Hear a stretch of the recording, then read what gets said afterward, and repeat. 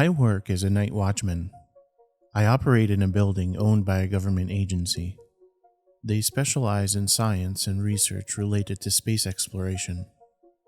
I work the night shift. This profession and the location-specific gig have been my main source of income for 2 years. I have generally had nothing but enthusiasm for my job. The reason I was a candidate is because of my experience as a combat veteran. I had already proven that I was trustworthy to keep secrets. Things seen and heard that most of the population is not exposed to was far from new for me. In the first 6 months, I received training on how to check every major part of the headquarters. I could not believe the freedom of mobility my superiors gave me. They issued my first master key, and my retinal scan was in their system. I patrolled a building divided into 4 sections. These were aeronautics research, human exploration and operations, science, and space technology. The science sector was further split into 4 more wings. They were astrophysics, earth science, heliophysics, and planetary science. I entered areas usually restricted from the public. I signed non-disclosure agreements swearing the utmost confidentiality. After these steps, I could go anywhere on the property. A lifetime of being an avid fan of Carl Sagan made me appreciate my access to everything. Granted, I was always on camera whenever I stepped into any of the main areas, so even if I did have an interest in bringing anything home with me, there was little to no chance that I would get away with it. There was one titanium door I was not allowed to walk through, though. There was no label on its front, so I knew it was not an office belonging to any executive. There was also no surveillance camera in the vicinity focused on the door. I always wondered what was behind there. I can remember asking my trainer what the room held, and he moved on to a different topic. I did not press the issue. I was too new. I always wanted to ask somebody else, but on the graveyard shift there was rarely anyone else there with me. I was the only security personnel. None of the top brass would be present during the ridiculous hours I kept. I came to form a semi-close relationship with one of the surveillance agents named Tom. He would usually clock in around 7 a.m. During brief morning moments, we established a rapport. I once asked him what was behind the door. I even had Starbucks delivered in an attempt to bribe him. It was once used as an archive of various life forms found in the ocean, he said with a shrug. Not completely sure. It's used for discarded down parts that engineering has no use for anymore, if I had to guess. One night I walked by the door. Everything was completely silent. I would break policy and listen to a podcast through Bluetooth while doing my checks. On this particular night, I was enjoying nothing more than the sound of my footsteps as I paced the halls.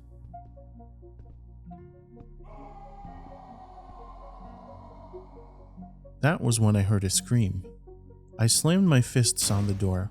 I announced myself as trained if they needed any help. Everything became quiet again. I contemplated what I should do. Giving my director a call and asking for further guidance was a surefire way to irritate him. Still, my conscience did not tolerate the notion of ignoring a cry for help.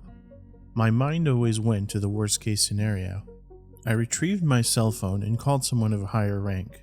At first, he listened to my recounting. Once I gave him the geographical location of the entranceway, his tone changed. He became dismissive. "It's creaky pipes," he said. "Put in a work order for the maintenance team to take a look at it in the morning." My curiosity would not go away. I wondered if detainees from foreign lands were there, or if it was something far more insidious than even I could imagine. My paranoia only grew. One morning when Tom walked in, I pulled him to the side. We spoke in a vestibule which led to a computer room. "Part of my job consists of taking out the trash from every office during my shift," I said. "There's been many times when I've noticed that your wastebasket is empty, and I know it's not for the lack of paperwork you do. I know you've been stealing some files. I usually look the other way because I want to give you the benefit of the doubt, and I respect you." He looked at me with a dumbfounded expression. He tried to utter something around a bunch of nervous stutters. I interrupted him and continued. The door that no one seems to know anything about has some sort of very real significance. I also don't believe that there are no surveillance cameras in that hallway. I think it's hidden, and if that's the case, I need you to secure it for me when I enter it tonight. I need your help getting a master key to it, which I know you have. If you don't, then I'll report my findings. My blackmail worked. He slipped me a key with a handshake later on in the morning before I left for home. I had every intention of using it as soon as I could. I waited until the dead of night. The middle of my shift was the prime hours for isolation. I would exploit the lack of oversight on my shift. I took unusual routes to get to the door. I knew the action I was about to take could cost me my job. It seemed like the right thing to do. I slipped the card into the motion sensor. It blinked red at first and then turned a bright green. If they ever did a reading of the entries and exits for that lock, it would read the name of another employee. I knew it was not my friend Tom's. I wondered how long he'd been pilfering such top-tier company-related property.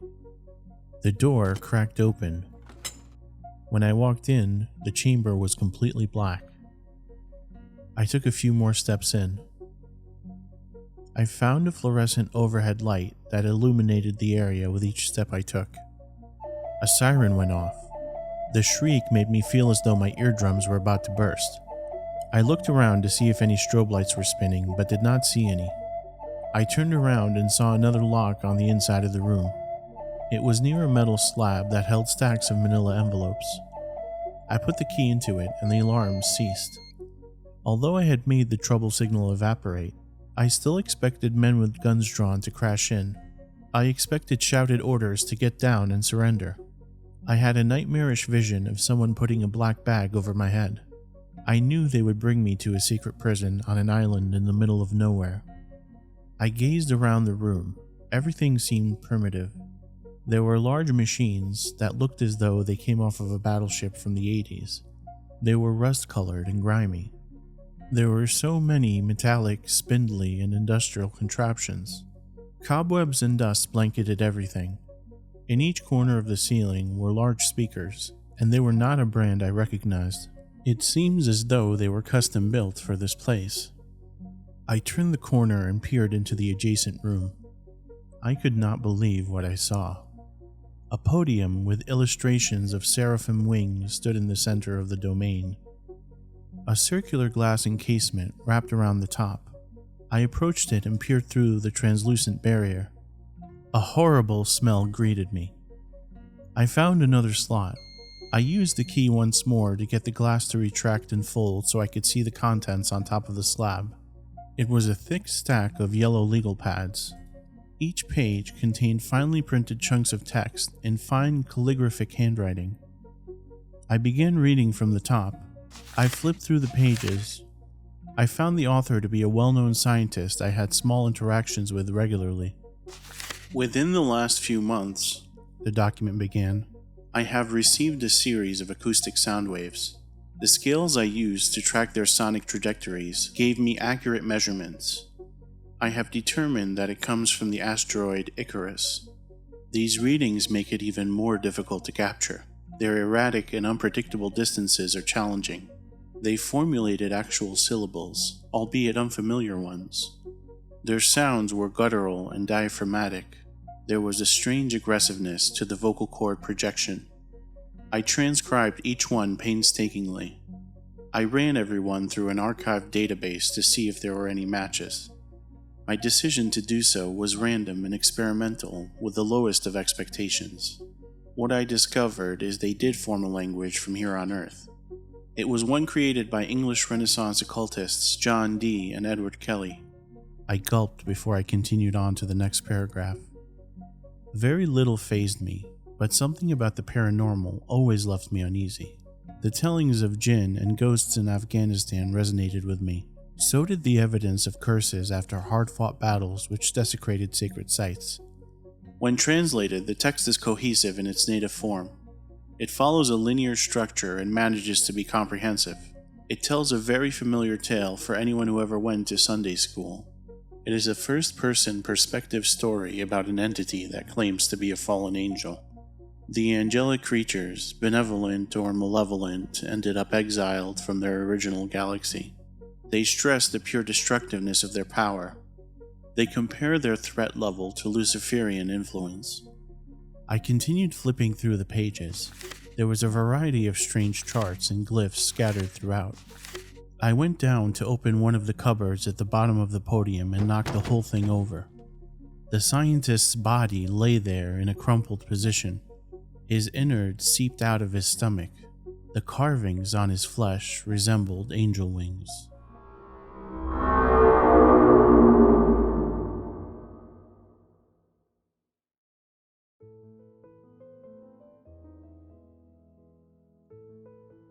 My wife, Kate, sometimes calls me Jack when she gets upset.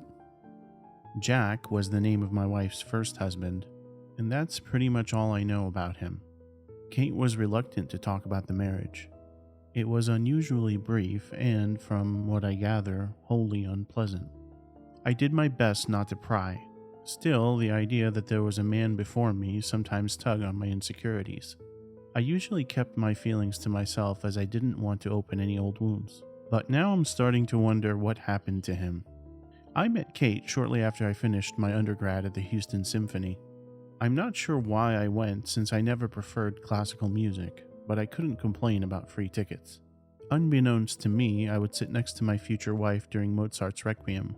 Kate and I talked the whole time. It was like I had known her for years. I mustered up the courage to ask her for dinner and have been madly in love with her ever since. Kate was a bit older than me, which I had no problem with. She was just finishing up her psychiatry residency when we first met. Kate came from a wealthy and posh English family with long ties to the banking industry and scientific discovery. They intimidated me because I was the first person in my family to even complete high school.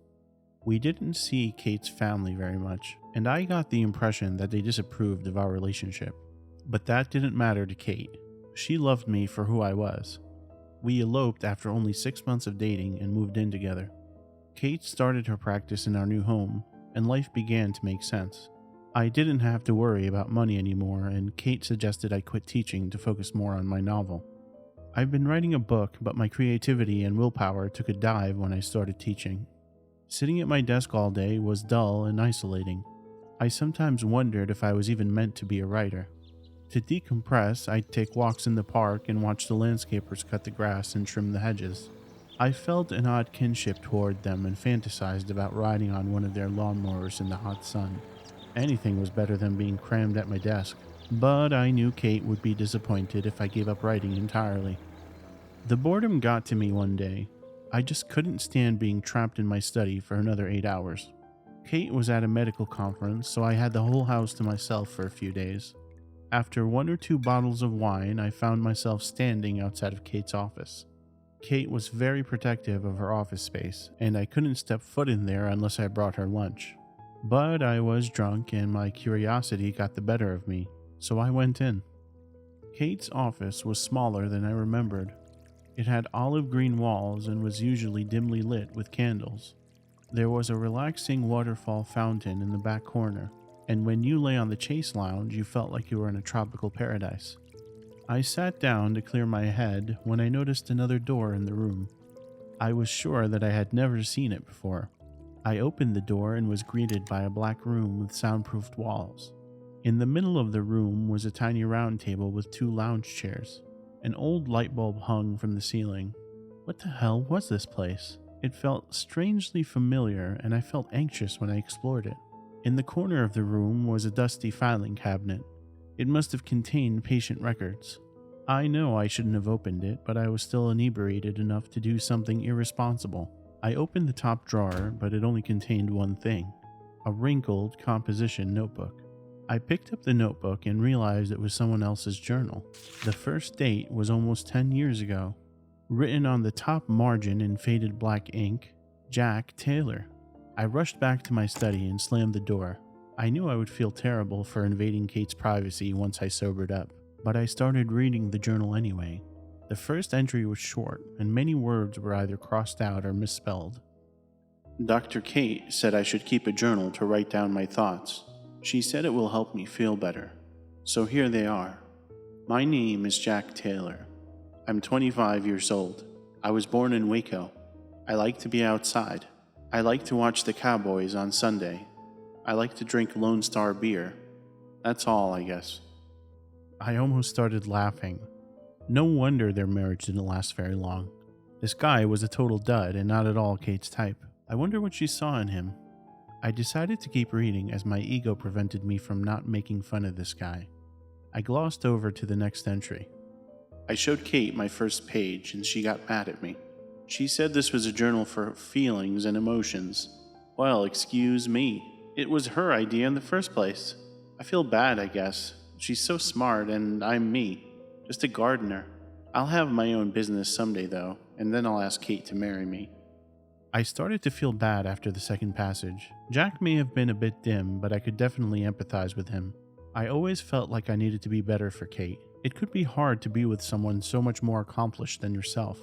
I mulled over whether or not I wanted to continue reading, but I decided to keep going. The following passage was dated almost a year later. I know it's been a while since I've written in this journal because I've decided to only write when I felt depressed.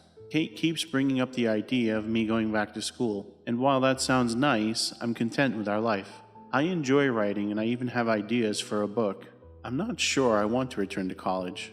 The landscaping business is doing better than anticipated. It's blue-collar work, and I know Kate is embarrassed because her family back in Cornwall disapproves. However, we said our vows, which should mean more to her. I'll talk to her tomorrow. I need to put my foot down. I stopped reading to pour another glass of wine. It was interesting to hear Jack's perspective on his marriage to Kate. Kate never outright said anything nasty about Jack, but I always got the feeling that he was solely the problem. I guess situations are always more complicated than they seem. I flipped to the next page with a different perspective, plus his writing had improved dramatically since his first entry. The fighting with Kate is getting worse. Why can't she just accept me for who I am? I will never be the sensual, introspective novelist that she desires. I have a business to run. A business, I might add, that has paid for this house and extra additions for her new office once she finishes her residency. I'm just so exhausted from the constant mental gymnastics with her. It's almost like she's trying to conform me to her weird fantasy. I like what I do. I shook my head and took another sip of wine. It was almost surreal reading Jack's journal. We were more similar than I had originally thought. Was Kate doing the same thing to me? I really enjoyed teaching, but I knew it wouldn't be enough for her. I kept reading. Last night I had that terrible nightmare again. I dreamt I was sitting in a dark room and sitting at a chipped wooden table. Kate was there too, and she kept turning the light on and off while saying terrible things to me. Before I woke up, she was screaming, almost foaming at the mouth. I've never seen her that angry before. I haven't been able to sleep very well recently, and I honestly don't feel like myself anymore. I've called in sick to work for the past 3 days. I thought being outside would help me breathe again, but working is the last thing I want to do. Perhaps Kate is right. Maybe a change of scenery would be helpful for me. I froze after I read the last page. The room Jack dreamt about had to be the same in Kate's office. Was Kate doing something to him? I crept back into Kate's office and slipped into the room again. It felt even smaller this time, and the feelings of anxiousness rose from my stomach again. I grasped my chest, struggling to breathe until I thought I was almost suffocating. What was going on with me? My knees started to buckle, and I slid into the cold wooden table's only chair. I looked up, and it felt like the Vanta-black wall slowly moved towards me.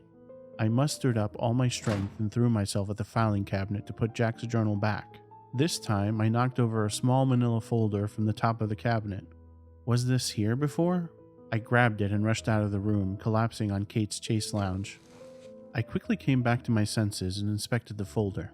It was filled with documents, and on the corner was a rectangular blue sticker labeled Jack Taylor. Inside were patient records and various essays scribbled in handwriting that looked like Kate's. Was Jack Kate's patient before they were married? That didn't make any sense. Kate hadn't even started her practice when we got married. How was she already treating patients?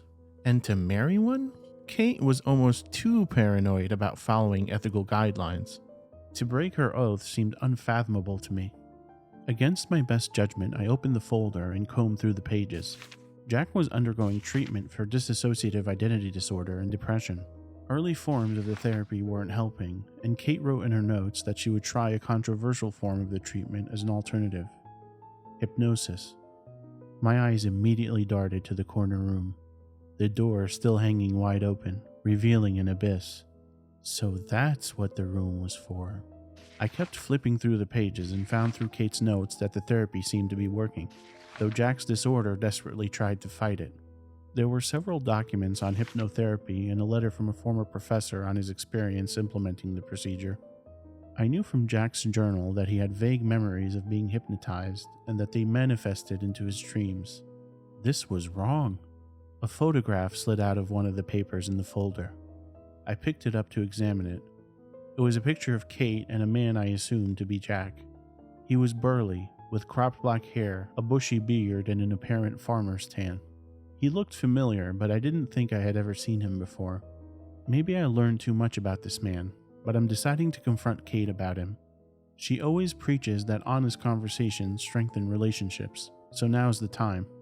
I'm going to finish up writing here and then wait for Kate to get home. It may be painful, but I need to do this for myself, and maybe even for Jack. Wherever he may be.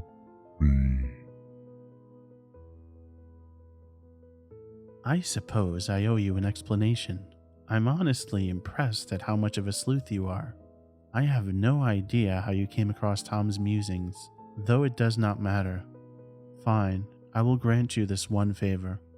Jack came to me as a patient in the early 2000s. He was a gardener who drove his large truck through a bar during a manic episode. I must admit he was quite striking when I met him. Tall, muscular, and hairy. Exactly my type, physically. He wasn't, how do you Americans say this? The sharpest knife in the drawer. But what if he could be? What if he could be convinced over time that he was the man of my dreams? Hypnosis is a tricky procedure, and it takes years to bind someone to your will. I hit an impasse after Jack and I were married, until I had an epiphany. Jack Taylor would never be a romantic writer who would serenade me with poems and beach novellas. But Tom Rhodes could be. I didn't need to bend someone to my will. I needed to get them to believe they were not the person they thought they were. Through hypnosis, a gardener could become a novelist. The experiment went extraordinarily well at first. But alas, Tom's disorder was incredibly resilient. It was like his DID was leading him to the truth in a cruel and twisted way. I knew he was getting closer to finding out the truth when he started drinking more and writing less. I told him I was going to a news conference and let him figure out the truth for himself.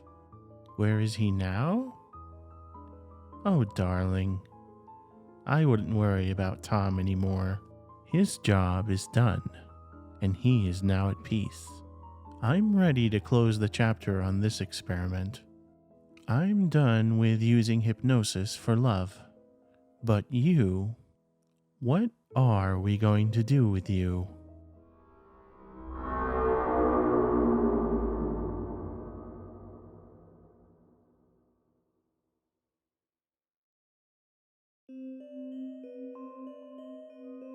The screaming in the hall echoed and distorted as new voices joined it. Sometimes the subject screamed so loudly and for so long they ripped their vocal cords apart, or would start spewing blood from the torn capillaries in their throats. I smiled to myself. Personally, I had nothing against any of these men and women here, even though some of them were from terrorist groups or drug cartels. We had murderers, torturers, rapists, terrorists, and gang members galore to experiment on. But who was I to judge their actions? After all, I wasn't a much better person. I was just on a different side. I tortured people for the CIA, and to protect the USA above all. Jay, a chubby blonde secretary with a moon face, said from behind me. I turned to look at her. Cheryl, I said, nodding my head and smiling pleasantly. Cheryl was the ultimate in compartmentalization. At home, she was just a regular soccer mom with kids and PTA meetings. Here, she was an efficient bureaucrat for a secret black ops project that regularly tortured people, sometimes even to death. She kept each part of her life separate and never seemed bothered by switching from one to the other. Her help had likely prevented dozens of terrorist attacks and kidnappings across the globe. The screaming was almost deafening now, so I pulled her by her arm and we headed towards a nearby break room, where I poured myself a cup of coffee and lit a cigarette. "So, I have good news," she said cheerily, smiling a fake, sweet smile at me. "Your new method of enhanced interrogation has a 95% success rate." 95%, I exclaimed, elated. "That's higher than waterboarding or sensory deprivation or anything else. Actually, that's exponentially higher." The new method of enhanced interrogation, a euphemism for torture, involved a drug called salvia divinorum. We would extract the main psychoactive chemical from it, which was called salvinorin A, and run an IV drip into the subjects. Normally, salvia divinorum was smoked and created intense dysphoric hallucinations that rapidly faded after a few minutes.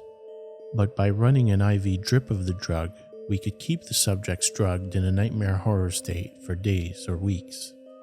Their minds would start to snap after weeks straight of the drug, however.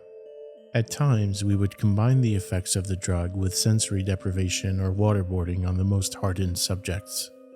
Being a scientific man myself, I had tried a single IV syringe of salvinorin A so that I would know what the subjects were going through. Just that one dose was immensely horrible. I saw myself getting cut up into 5 pieces, the room falling apart. The fake plastic plants decorating my office started talking to me and mocking me with sarcastic movements. It was an incredibly uncomfortable and disorienting experience for the 3 or 4 minutes that it lasted, and I could see why even the most psychopathic killer would start to crack after days straight of living in that constantly nightmarish world. Cheryl held out a folder to me, a top-secret label and CIA insignia embedded into the front of it. I frowned and took it. "What's this?" I asked, opening it up. "You are being moved," she said, putting her hands up. "Look, I tried to argue against it, telling them your research here wasn't finished, but they insisted they have something far more important for you stateside. They want you to leave Guantanamo Bay within 15 minutes. They have a helicopter waiting for you outside already." "This is ridiculous," I said, my heart rate rising and a warm flush taking over my face. "I'm not even close to finishing my research here. I need at least another week to finalize the results." She shook her head at me. "Orders from the top brass. Sorry, Jay," she said, turning to leave. Fuming, I went to my office and packed up the most important files in a briefcase, then walked out to the helipad. It was already running, blowing the salty Caribbean air around me in a deafening cacophony. The pilot took off as soon as I was in the helicopter. Looking to my left, I saw Cheryl. She smiled wanly at me, then looked down at her phone. I sat back in the seat, feeling the vibrations of the craft resonate through my body as we headed towards Florida. What could they have wanted me to see that was so important it needed me to immediately leave my current assignment? I wondered. I had seen some horrible things. Men breaking their bones as they strained against the drowning horror of waterboarding. Men tearing their own eyeballs out after they had lost their sanity. Prisoners killing other prisoners by ripping throats out with their teeth. I hoped that what they had waiting for me would not leave me with any deeper PTSD than I already suffered. I already had enough nightmares to last me 1,000 years. I had woken up screaming for the past week straight, and at times I was afraid to fall asleep for what I would see in the dream world. Soon I could see the white sand of the Florida beaches approaching. The Black Ops site was surrounded by 3 layers of razor wire-topped electric fences. Guards and sniper towers formed an outer perimeter every few hundred feet. No one had ever escaped from this site, which we simply called the lighthouse. Inside the razor wire stood a single behemoth of a building, pure white with no windows or insignia anywhere. It rose up and became narrower as it did so. Each floor formed in a perfect circle, and at the top lay a helipad where the pilot now aimed the chopper. It did resemble a lighthouse in some ways, hence the nickname. That wasn't the only reason why we called it that, however. This was also the main hub of psychic research for the entire eastern seaboard. The prisoners here were chosen for their supposed paranormal or mystical abilities to be studied at leisure by the scientists and agents of the CIA. As I got out of the chopper, an agent with black sunglasses and a black suit was waiting for me. "Dr. Salem?" he asked me, shaking my hand. "You can just call me Jay," I said, smiling my fake smile. With a gentle guiding hand on my shoulder, he led me down to the top level. "We have been following your research with the Salvinoran agent with rapture," he said, a deadpan expression on his face. As we entered the staircase, the fluorescent lights began to flicker. "We actually modified the agent somewhat, synthetically strengthened it, and added some chemical functional groups that make it cross into the brain more effectively. We are about to test it on the first patient here, a shaman we kidnapped from the Amazon after witnessing his ability to levitate objects, to create light out of his hands in pure darkness, as well as other psychic phenomena." I followed him down a sterile gray hall to a gray metal door labeled 1308. He opened it and I followed him inside. A naked, bronze-skinned man was strapped down to a metal gurney, an IV tube leading from his arm to a machine. From the top of the IV pole hung a solution labeled Salvinoran Ethoxy Alpha C. A doctor in a lab coat stood next to him, smiling as we walked in.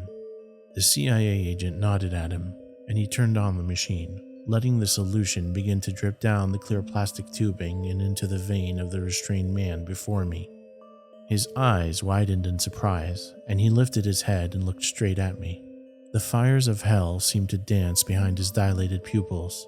His face transformed into a vicious snarl, his frown lines deepening to cracks as he regarded me with abject hatred. "You will see how damned you are," he said with a Spanish accent, never taking his gaze off of me. "And you will see hell unleashed before you. You are demons in human skin, but the real demons are here to reclaim their throne." He smiled wickedly, the grin appearing to move unnaturally wide until it reached ear to ear. "The slit wrists of the sky will open up and the horrors of hell will be with you."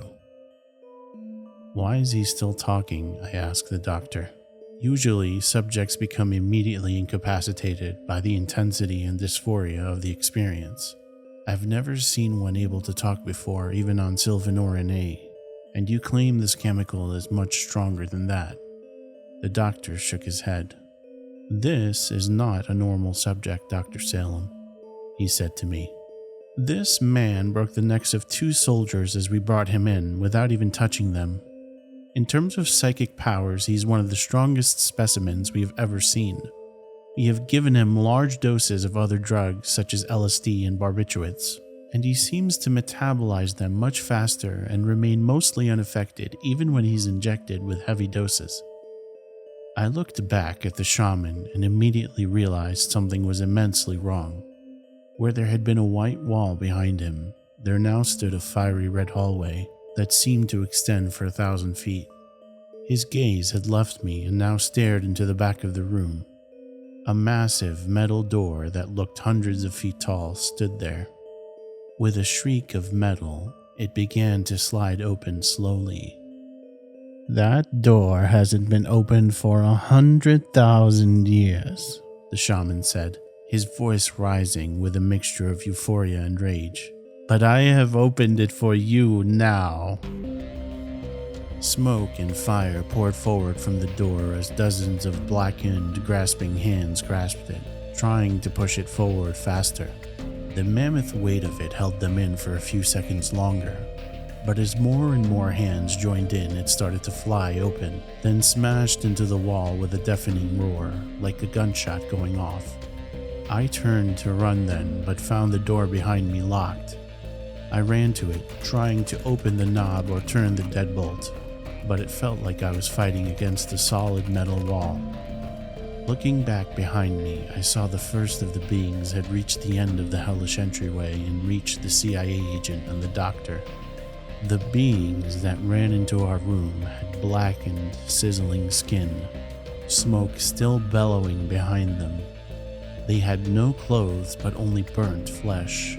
Their eyes glowed red, their hair all gone from the constant fires they lived in, and they began to rip the CIA agent and doctor apart with their bare hands.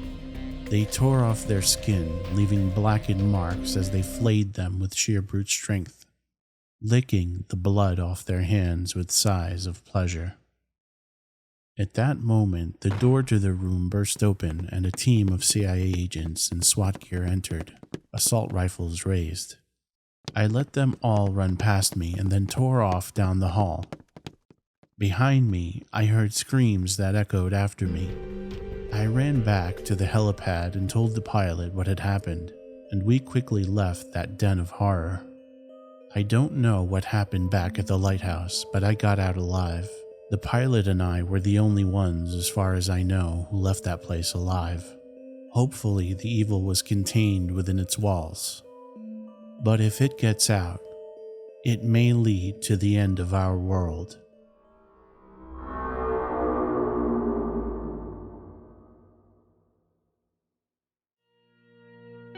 Hi everyone. Before we begin, I'd like to thank the original author, Jordan Group, for letting me narrate his story. Jordan is a narrator himself and has a ton of great content on his YouTube channel. I've linked it below for you to check out. That said, enjoy the story. The job of a Yosemite Park ranger isn't what most people imagine. A lot of people picture us as law enforcement types, handing out tickets and enforcing park rules, when really that's just a very niche aspect of it. Mostly, we're just here to assist you, handing out maps, not speeding tickets, and giving people directions to the best views, or to ideal camping locations. We remind people about safety and weather conditions from day to day, but the main thing we do, and this is more vital than people realize, is that we're just here, in case anyone gets lost or hurt. We deal with a lot of belligerent people who like to think the park is their personal playground where they can do whatever they want. It's my job to remind them to follow the rules, to dispose of their trash properly, to pick up after their dog, and to clip its leash back on while walking the trails. Some people take this as a personal assault on their freedoms when really I'm just looking out for the safety of the other visitors, like cyclists and horseback riders who share the paths. Dogs can be unpredictable and can misbehave on trails, and we have to look out for everyone. Still, I don't often get a lot of positive feedback for enforcing the rules. Nobody likes to be told what to do. Trust me, I get it. Every once in a while, something interesting happens to break up the boredom and monotony of the job. Last summer, I was walking around at night doing the patrol of the campgrounds when I saw something rustling around in the bushes.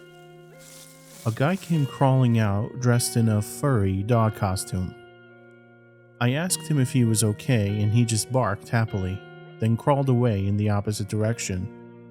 Shortly afterwards, I saw him chasing another person who was dressed as a cat. A woman who went scampering away and hid beneath a camper van, laughing excitedly and making purring sounds, licking the dirt from her fur pants with a long tongue. She saw me watching and clawed the air in front of her face, hissing territorially. It's not how I would choose to spend my Friday nights, but I'm not one to judge. By far, the most interesting thing which has ever happened to me at Yosemite occurred last summer. And it wasn't just interesting, it was utterly terrifying. Every night when I fall asleep, I have nightmares about that day. Every time I close my eyes, I picture those dark tunnels in the rock face.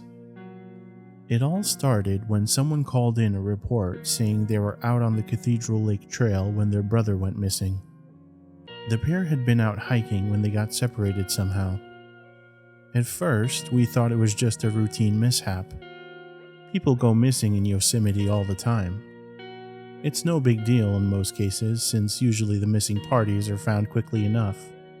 Half the time, alcohol is involved, and I have to remind people to pace themselves if they indulge while camping. But every once in a while, those missing people don't turn up, and we have to dispatch much larger search parties.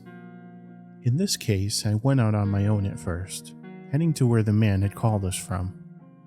I drove out on an ATV since it was a 16-mile round trip. When I got there, the guy looked frantic. He ran over to me and started speaking way too fast to understand. I told him to slow down and just give me the facts. It's important to stay calm in these types of situations. The guy took a deep breath and let it out. Then he just started talking again, a bit slower this time. We were walking on the trail. He was right beside me. Then I turned to look around at the lake, and when I looked back, he was gone. Just fucking gone. I tried to get a sense if the man had been drinking or doing drugs. It's not that I'm trying to assume the worst in people, but we have to think of these types of things. The simplest explanation is usually the right one after all, and it was much easier to imagine the two brothers taking sips from a Mickey and one of them getting separated and lost, than to imagine one of them being abducted by aliens or taken in a very selective rapture. Slow down for a second. Take some deep breaths. What's your name? Let's start with that. Greg, he said, his face turning a shade less purple as he began to inhale air with trembling breaths in and out. Okay, Greg. I took out my notepad, jotting this down along with his last name, which I'll leave out for the sake of privacy. And what's your brother's last name? Dave, he said, sniffling. I saw he had been crying recently. Where was the last place you saw your brother? Let's retrace your steps. He started protesting, saying that wasn't going to help, but I convinced him we had to at least try. Greg led me back a little ways to where he'd seen his brother last. I walked back here already, and I looked all around here before calling you guys. I thought maybe he went off the trail to take a leak and tripped, hit his head, something like that. I don't know. I was grasping at straws, but I think something... He hesitated. Something what? I probed. Do you think something took him, like those stories you hear about? He sounded embarrassed, but I tried to get more out of him and ask him what stories he was talking about. You know, you hear stories about Yosemite and other national parks. I'm sure you've heard about them, even if you're not in on the conspiracy. Stories where people go missing like this and it makes no sense. Someone turns their back for a second and their son or their sister or whoever is just gone. Disappeared, like Dave. I saw it on YouTube. Uh-huh, I replied, not sure what corner of the internet this guy had been visiting. Well, that doesn't happen around here, I can assure you. Let's keep looking, I'm sure he'll turn up. But the longer we looked, the less we found. It really did seem like the man's brother had just vanished. I was about to call in for more support, maybe even a canine unit, when the man yelled from a little ways off the trail, saying he'd found something. Following the sound of his voice, I eventually came to find him at the base of the mountain, face to face with the granite wall. At first, I didn't understand what he was doing there, but as I got closer, I saw there was actually a cave which was well hidden in the rock face. It blended in perfectly with the mountainside until you were almost face to face with the pale gray stone. Good job, I said, patting him on the shoulder. But then I looked at our surroundings, getting nervous. We were pretty far from the path, in the thick part of the forest which was overgrown and tangled with vines and shrubbery. Do you think he would have gone into this cave on his own? Greg looked around, as if checking to see if his brother had left a message for him. But there was nothing. I don't think so. It's not like him to just leave me on the trail alone either. Especially not for this long. If this were a prank or something, he'd have come back by now. I can tell something's not right. Has your brother played pranks on you like this before? I asked. The man was in his 20s, and his brother was probably of a similar age. Young men occasionally got lost or injured trying to scare each other by pulling pranks or filming videos in the woods. It was rare, but it had happened before. Once or twice, he admitted. I didn't call you guys for a while because I thought he was messing with me. I wouldn't put it past him, but not for this long. I was getting annoyed. Mosquitoes were biting my neck and I was sweating in the heat of the afternoon.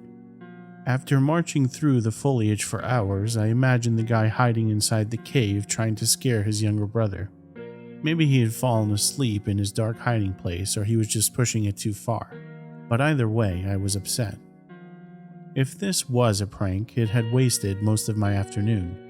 It probably annoyed me even more because I had my own older brother who had played tricks on me more than once in our younger days, and this was bringing back memories. "All right, you can come out of there now," I yelled, marching into the cave, thinking the young man would be hiding in the small alcove. I turned a corner and saw a dark tunnel leading deep into the darkest recesses of the granite. This made no sense. As far as I knew, there was no tunnel in this location, especially not one of this size. But it had been well hidden, nearly invisible in the rock face. I wondered if anyone knew about it, and I wondered if it was safe. I didn't feel comfortable going any further. The dark space looked like it went on for a long, long way into the distance, and I was getting an eerie feeling standing there. It felt like I could almost hear the voices whispering from all around me. The words were lost in the echoing cave, and I got a strong sensation that we weren't alone, like icy fingers walking slowly up my spine. The other man came in behind me, marveling at the cave for a second before continuing to press forward. "Come on," Greg said, forging ahead. "He might be in trouble." He was anxious to keep going, not scared enough of this horrifying place with whispering voices coming from the shadows, and his apparent lack of fear made me twice as scared. "I'm going back for help," I said, shuffling backwards. "It isn't safe. Nobody knows we're here." My training and my instincts were overwhelming my curiosity. But Greg seemed not to care about the dangers. The man continued going forward, disappearing into the darkness. A few seconds later, he was gone, and there was no indication he had ever existed in the first place. "Greg?" I called out into the black abyss. There was no response. He might as well have been a ghost. An overwhelming urge to follow him rushed over me, and I took a few steps forward, feeling hypnotized by that black tunnel leading on and on forever. But then I shook my head, slapping my face as I tried to wake myself up from whatever trance I was in, which was overruling my common sense. I turned around and left the cave, my legs shaking and my hands unsteady as I called for assistance. After meeting the search party back at the trail, we went through the woods again to find the cave hiding within the 10,000-foot tall rock face of Cathedral Peak. I remembered having trouble finding it the first time, and thinking it was well hidden among the pale gray surface of the mountainside. You had to be nearly face to face with the wall to see it, since it was so invisible among the crags and boulders. I tried to tell my supervisor and the other members of the search party, but they didn't believe me. They said there was no tunnel there. They looked for hours and found nothing. Helicopters swept the area, and more teams with more dogs, bloodhounds and German shepherds, but nothing turned up. There was no trace of anyone else having been out there, except me. Dumbfounded for the rest of the week and for the rest of the summer, I couldn't focus on anything. My mind kept going back to that conversation I'd had with the man on the trail named Greg. The man who'd lost his brother and then disappeared into a cave that didn't exist. More and more, I began to wonder what would have happened if I had followed him. It took a full year for me to build up the courage to go back out to that exact spot again. It happened to be on the same date and around the same time of day, only this time I wasn't on duty. It was my weekend off, so I had plenty of time to comb the area for clues. My backpack was full of provisions and I had enough to last for a night or two in the woods, maybe longer if necessary. Somehow I knew. I just had a feeling that if I went back on that day and at that time, it would be there. The cave that didn't exist. Cathedral Peak loomed over me, getting larger as I made my way through the forest, moving toward it. The gray clouds above were shrouding the sun in darkness, while the thickening canopy blocked any remaining light from overhead. A chill ran through me, causing me to shiver as I laid eyes on the black hole in the rock face, so plain and clear to see now. Taking a step forward, I found myself standing right in front of it, and I reached up my hands to feel the outline of the entryway, as if to confirm it was real. It was. I took a deep breath, like a diver about to submerge, and when inside, the air was cold and damp with a strange coppery smell. My flashlight was on my belt and I grabbed it, but then decided not to turn it on. I was getting a strange feeling, like I was in an unsafe place and needed to stay silent and hidden. There was a sound coming from up ahead which I couldn't place. It was a slurping, chewing sound, like someone tearing meat from bones with their teeth. As I went deeper and deeper into the tunnel, the air became colder and so damp that I felt droplets of water running down my face and into my eyes. A trickle of light was filtering in somewhere as well, causing the cavern to faintly glow in places. The air seemed to shimmer and dance in front of my eyes as I went deeper and deeper, feeling entranced as I stumbled along in the shadows.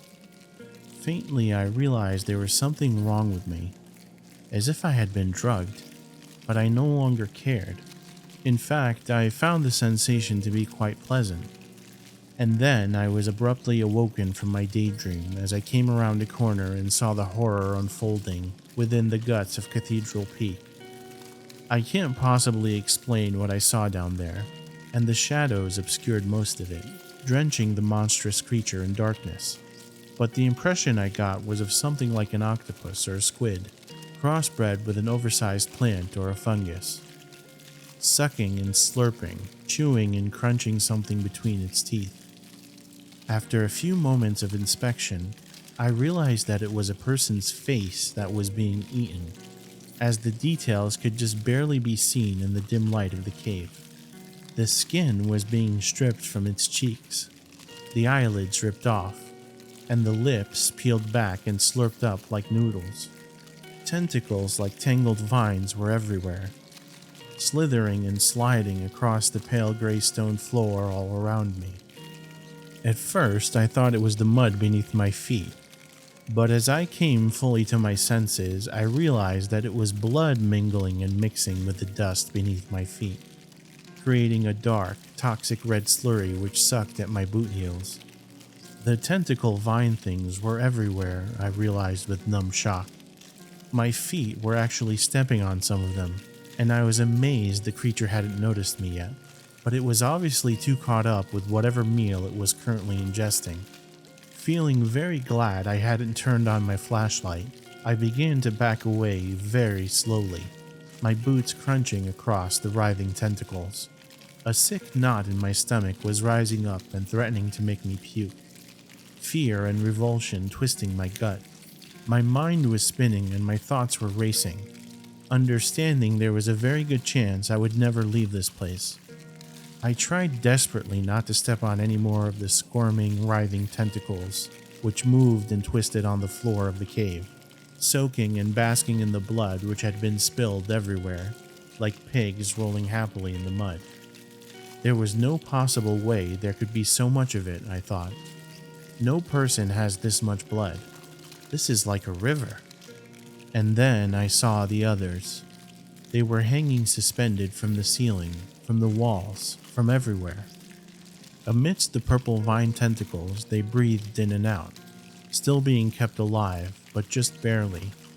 Dozens of them were strung up and down the length of the cave, their chests rising and falling with weak breaths, but none of them opening their eyes or speaking. It was like they were sleeping. After a few long moments of searching, I found him. Greg, the hiker from the trail who was looking for his brother.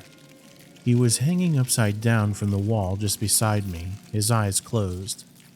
Parts of him were missing, a piece of his cheek, part of his hand, but the wounds were slowly healing. The creature, whatever it was, kept its victims alive down there, I realized. It was ingesting them slowly, perhaps even using pieces of its other victims as nutrients to feed the ones who were dying of starvation. Like an otherworldly pyramid scheme built of blood and human remains. Shaking that mental image away, I grabbed Greg's shoulder, hoping to wake him up quietly. His eyes shot open a second after I touched him, revealing only the whites, and he began to screech. And I don't mean screeching like he was screaming out of fear of pain or anything like that. This was an inhuman alarm cry, which signified to me immediately that there was no shred of humanity left in him. He was now part of the hive mind of the creature and its tentacle army. As his head turned on a swivel, I saw smaller tentacles were wrapped around him, going into his brain and into his neck, invading his ears and eyes, and drilled into his spinal column. I screamed involuntarily seeing these details, and heard the creature in the tunnel as it recognized my presence. It wasn't fast, whatever it was, but it was huge. The cave shook around me, dust and pebbles falling from the stone ceiling as I backed away from the hiker. Beneath my feet, the vines were suddenly moving quickly, sliding around so that I couldn't find my balance. As soon as my shoes found purchase on the stone floor beneath me, I began to run. The tunnel was alive all around me now, the whipping vines twisting and bending toward me, reaching out like greedy hands trying to grab at me as I raced past. Looking over my shoulder, I saw the amorphous creature's central girth was finding its way through the cave, and was moving my way a lot faster than I would have thought possible. But then again, I wouldn't have thought any of this was possible before living it. The light of the entryway was just up ahead, and I could smell the fresh air and could see the sun. Then my feet suddenly slipped as if someone had pulled the rug out from under me, and I went crashing to the ground face first. My jaw closed hard and bit the end of my tongue, causing it to bleed, the taste of copper filling my mouth a second later. I tried to get to my feet. The mental image of those poor, trapped people could be seen clearly in my mind's eye. But in retrospect, I think the creature, whatever it was, needed us to be unsuspecting. If we were aware of what it was doing, its hypnosis wouldn't work. Maybe it was a chemical it released which caused people to want to explore the cave. A pheromone like insects use to communicate, but it wouldn't work as well if you knew about it and you understood its purpose. It released some more of that pheromone or whatever chemical it was using to lure people in, and I actually felt my legs grow a bit heavier, my eyelids too. It was like I had suddenly just worked 3 night shifts and really needed to sleep. But then the wave of hypnosis passed and I felt the rumbling of the ground beneath me, and that broke me from the trance again, causing me to scramble my feet from the cave floor and run. As I neared the cave entrance and sprinted toward it, leaving my backpack far behind in an effort to lighten the load, I saw the rocks were actually closing in, tightening the gap. The entryway was shrinking somehow. It was the vines, I realized. They were what was camouflaging the entrance, their color changing to match the pale gray stone. I picked up my pace, the twisting forms beneath me making it even more difficult. I didn't dare risk a glance over my shoulder, feeling the rumbling of the floor and knowing that the bulk of the creature was just behind me, closing in. With the gap of the exit narrowing even further, shrinking to the size of a dartboard, I dove headfirst into it, imagining my face slamming into a sheer rock wall as it suddenly turned to stone right in front of me, sealing me in this dark labyrinth of suffering forever. My eyes were squinted tightly shut as I felt the vines pulling and tearing at me as I went through the gap. For an instant, they squeezed in around my midsection, threatening to stop me like Winnie the Pooh after an unfortunate attempt at pilfering honey, when I popped out of the hole and it sealed up behind me in an instant. I heard a loud crash as the creature flew headlong into its own obstruction. The trap it had created for me to keep me there had hindered its escape, preventing it from chasing after me. I could hear it thrashing and clawing at the vines, desperate for more flesh to sustain itself. Whatever it was growing too large even for its own control. Left alone to feed in the heart of the mountain, it would eventually destroy itself. It would consume its own flesh to sate its monstrous hunger, like a snake eating its own tail. I had a very strong suspicion that it was true. With that very specific idea in mind, I wandered back to my car. It was easier now without the backpack and all the gear, but the walk back to the cave would be harder. There would be lots to carry next time. After a trip to the hardware store, I went back out to the trail. It was nighttime now and the place was abandoned. I borrowed one of the Ranger ATVs and took my supplies out to the spot where the cave had been. After bringing a few buckets of water from the lake, I began my work. Since I had marked the cave, it was easy to find it again, and to begin laying down the fast-drying cement. As park rangers, our job is usually to stop people from vandalizing mountains in this way. But I got the feeling Mother Nature would forgive me. It was my job to protect this place and the people who visited, and nothing could protect people from this thing. It was best to seal it away forever and let it slowly consume itself. Without a fresh supply of hikers, it would eventually run out of calories. It would eventually expire. It was only a matter of time. The vine tentacle squirmed beneath the layer of cement, groggily reaching out for me, trying to pull me in. I grabbed the trowel and slopped on another thick coating and watched as it rapidly began to dry. And the tentacles began to smooth out and settle down again, falling back asleep. That inhuman shriek could be heard from inside again, much louder this time, as if all of the hikers who the creature had abducted had all woken up at the same instant, and for just a second realized their predicament. "Sorry, Greg," I muttered to myself alone in the dark forest. "I told you not to go in there."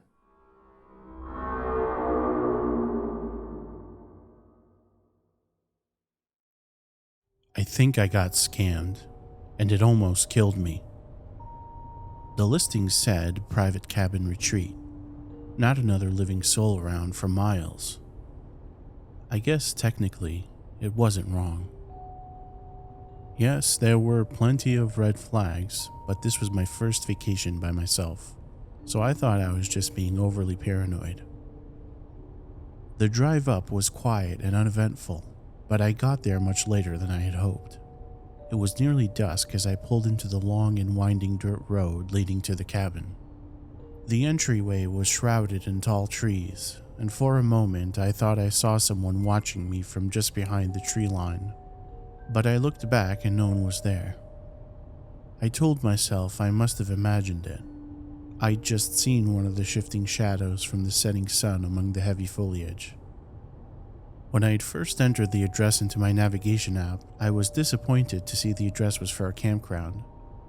The host had apparently cropped the image on the listing to make it look like a lone cabin. I wasn't all that surprised though. The place was ridiculously cheap and one of the few rentals in the area that were available at the time. After the figure I thought I'd seen on the drive up, plus the way the trees nearly choked out what was left of the sun, I wasn't upset at the idea of not being totally alone. I double-checked the instructions I'd printed to find the combination to the lockbox in the notes, some of which were a bit odd. You may not check out early. Pool open to guests. There are great hiking trails in the woods. Enjoy your stay. Please take the trash out before you leave. The pool is open to guests. From the middle of the camp, there was an ancient-looking paved trail, cracked and uneven, that wound around the perimeter through the dense trees. The area itself was beautiful, but as I walked along, I passed cabin after cabin in varying states of disrepair. Some had warped wood and caved-in roofs. Others had missing doors and rotted steps. One was nothing but the remains of a foundation. There had been other cars in the parking lot, but it was eerily quiet. There wasn't another guest in sight. The absence of any living person was a presence in itself that loomed over the place. I didn't feel peaceful at all. It was unnerving. I'd wondered if I had stumbled upon an old listing somehow, though they had certainly accepted my reservation and money. I was about to turn back when I spotted in the distance the cabin from the pictures. It looked well cared for, unlike the others. I saw movement from the corner of my eye and jumped. Already on edge, after a moment I realized what it was. The remnants of a torn curtain fluttering along with the breeze through the busted out window of the cabin next door. All of the other cabins looked to be vacant, the darkness within apparent through blank and shattered windows. I felt an awful creeping apprehension, and I strongly debated just leaving, but it was almost dark and I didn't feel comfortable driving through the dark woods at night, especially with nowhere else to stay. I figured I'd head out in the morning. A bit further down from my cabin, I could see an old pool that I doubt had seen a swimmer in decades. Worn-out-looking children's toys, shoes, trash, and other debris from the campsite littered the bottom of the deep end, sun-bleached and long forgotten. A wide and streaky rust-colored stain painted one of the walls and bottom of the cracking plaster, ending at the pile of the abandoned items. I thought of one of the pool open to guests note from the host. I guess they had a weird sense of humor. Other than the screech of the rusted hinges when I opened the door, the cabin was in good condition, although the decor looked to have last been updated in the 1970s. While looking around for a bit, I found a few dust-covered items that looked to be accidentally left by the previous guest and made a mental note to let the host know. I sat inside for a while, looking out at the grounds and woods around me. For a moment, out of the corner of my eye, I thought I saw the pool filled with dark water. Multiple pale and thin figures standing in it up to their shoulders. But when I turned to look, it was empty, just like it had always been. I assured myself I was just imagining things. The solitude was even more apparent after the sun had fully set. Far removed from the lights of the nearest town, and with the moon drowned out by the clouds, the campsite was blanketed in a level of darkness unlike anything I had ever experienced before. That, coupled with the silence, made me feel completely alone in the world. The only sounds I'd occasionally hear were the wind through the leaves and the occasional soft slosh of moving water. I decided to call a friend just to hear another human voice, but I had no reception on my phone and the old rotary phone in the kitchen didn't work. I didn't even get a dial tone. Already regretting my decision to stay, I turned in early, hoping the night would pass quickly. I wondered if they'd give me a refund on the other 2 nights, but based on their note about not checking out early, I figured probably not. I had almost fallen asleep when I heard it. The tap, tap, tap and scraping against the window. It didn't concern me at first. I assumed the wind had picked up and I was hearing one of the many trees surrounding the cabin. But then, I heard the protest of the metal hinges on the front door. I bolted upright. I must have forgotten to lock it behind me. The old wooden floorboards of the kitchen creaked under the weight of whomever had come inside. I locked the bedroom door and grabbed my phone only to remember that I had no service. Unsure of what else to do, I put the only other piece of furniture in the room in front of the door and wedged myself under the bed. Their steps sounded wet and made an awful squelching sound on the carpet in the hallway. The sound of their footsteps became louder, closer. The intruder paused. A door opened further down the hall, one of the other bedrooms. Another set of footsteps continued on after the first had paused. There were more than one of them.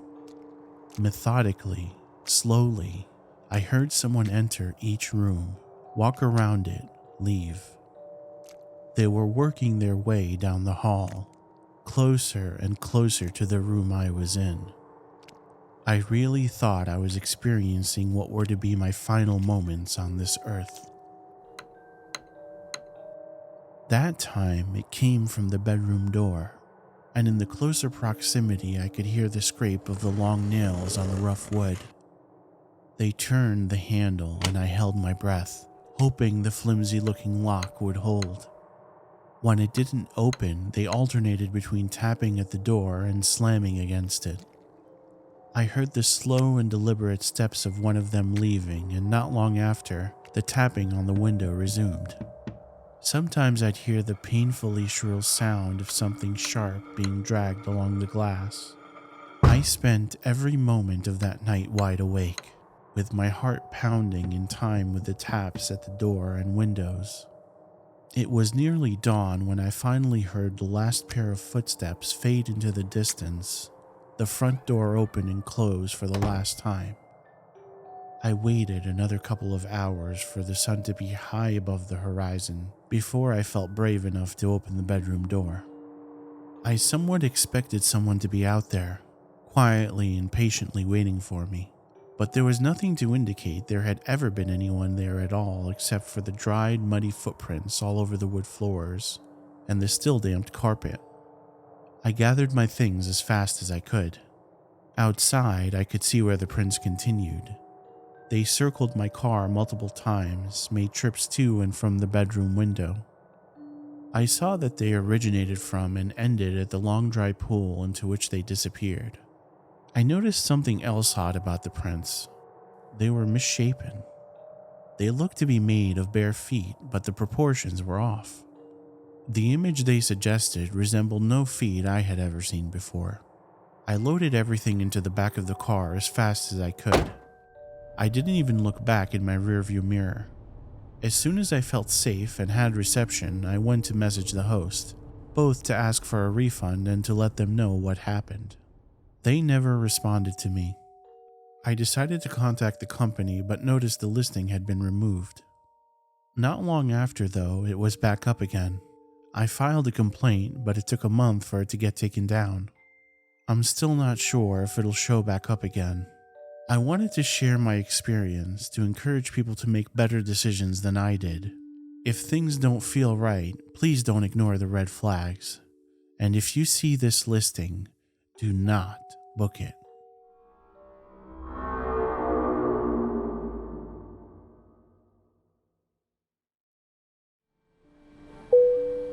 This is your captain speaking. Welcome on board Delta Flight 763 with service from Los Angeles to New York. We are currently third in line for takeoff and are expected to be in the air in approximately 7 minutes' time. At that point, all personal electronic devices will be prohibited, so if you want to call your loved ones and tell them goodbye, please do so now.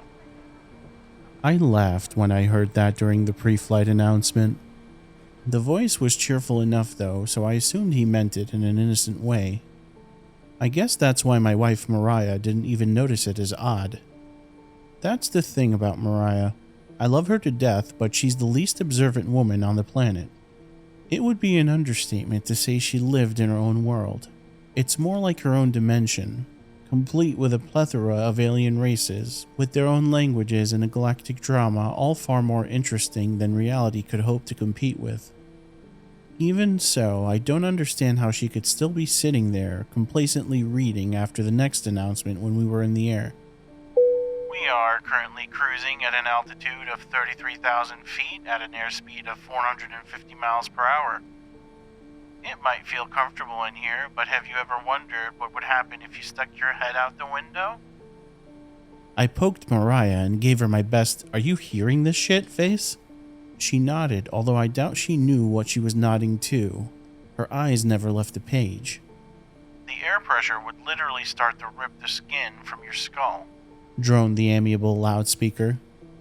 You might not think your body could fit through one of those little windows, but that's just because you've never seen how far a body can compress under pressure. I glanced behind me. Dozens of shocked and horrified faces were turned toward the front. An airline stewardess pushing her cart gave a curt, apologetic smile and forced a laugh. One or two people joined in. It's not the fall that's going to kill you, though, the captain continued. Oxygen levels have dropped to less than a third of their normal concentration. You'd be panting a marathon, but it would never be enough. Pretty soon, your lungs would feel like they were on fire as they start collapsing. That's when the hallucinations begin. An elderly lady who looked like she might disappear entirely if she removed her fur coat stood up in protest. Scattered lights began flooding down the aisle as people mashed the flight attendant button. The flight attendant darted back towards the cockpit, waving everyone back to their seats. "Don't worry, I'm going to tell him to put a sock in it," she said. Scattered cheers and chuckles followed her behind the closed door. "And the cold? Don't even get me started about the cold," the captain said.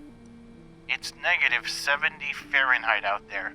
I know that number is pretty abstract, so here are some things to help you visualize it. The corneas in your eye will freeze solid. Your body will be consolidating your blood around vital areas, leaving fingers, toes, even whole limbs to rot and die.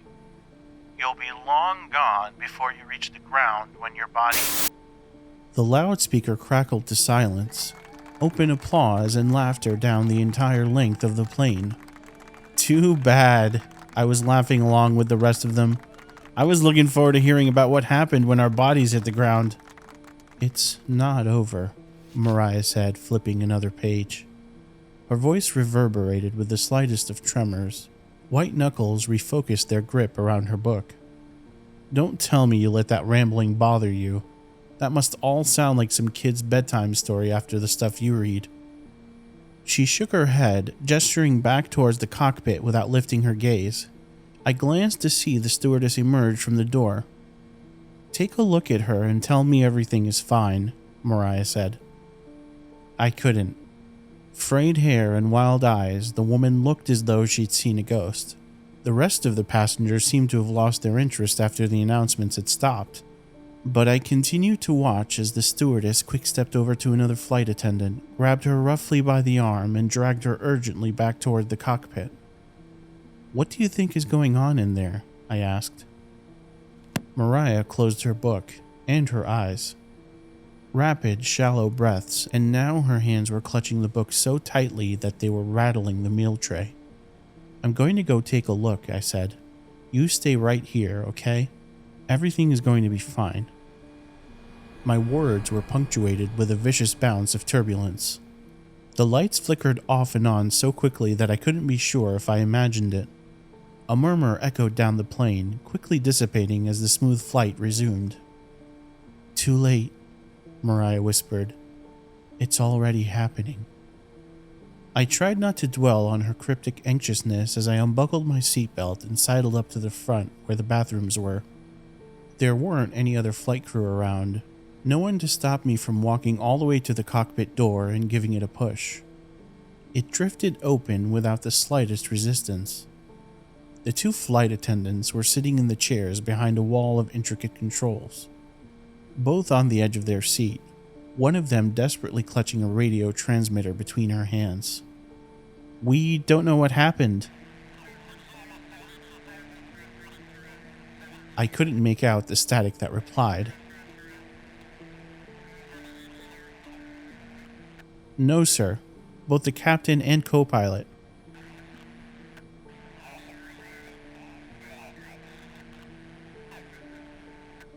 The two girls exchanged a frightened look. "The first officer and flight engineer are also missing." The plane shivered. The lights flashed again. This time it was a full second before they came back on. "Flight control, come in," from the girl holding the receiver. "Hey, you can't be in here." The second flight attendant noticed me for the first time. I didn't budge from the door. "What's going on? Where's the captain? Wasn't he just talking a moment ago?" I asked. The lights went off. 2, 3, 4 seconds. Still off. The murmur from the passengers was swiftly mounting to an uproar. Something dark flashed by the window. For a terrible moment, I thought it looked a bit like an octopus, but the impossibility of it made me disregard the idea immediately. The lights were back, but the passengers were still clamoring. The flight attendant not holding the transmitter pushed me aside to address them. "Flight control, come in," the other girl repeated. "Flight control, Flight 763 requesting urgent instructions." It wasn't the radio that answered, though. It was the loudspeaker that said, "This is your captain speaking. Sorry about getting cut off earlier. Now, where was I?" "Who is saying that? Where is he coming from?" the flight attendant with the transmitter said. I shrugged helplessly. "Oh, that's right," the captain continued. "Now this is the sound you'd make if you started to fall." Screaming, bloody hell, axe in the face screaming from every speaker at once. Gut-wrenching, ear-splitting, shrill and piercing, like 1,000 tortured souls being ripped from their dying hosts. The lights all went off, this time even the emergency floor lighting winking out as well. The screaming was shifting subtly as I ran back towards my wife. It took me a moment to realize that it wasn't coming from the speakers anymore. It was enveloping me, so palpable that it almost felt like a physical force that I had to push through with each step. The plane was shaking violently now. More dark flashes.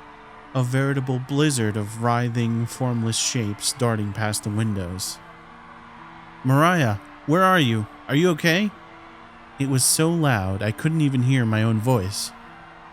The bellow of the engines was joining the unholy song, its roar mounting into a deafening crescendo.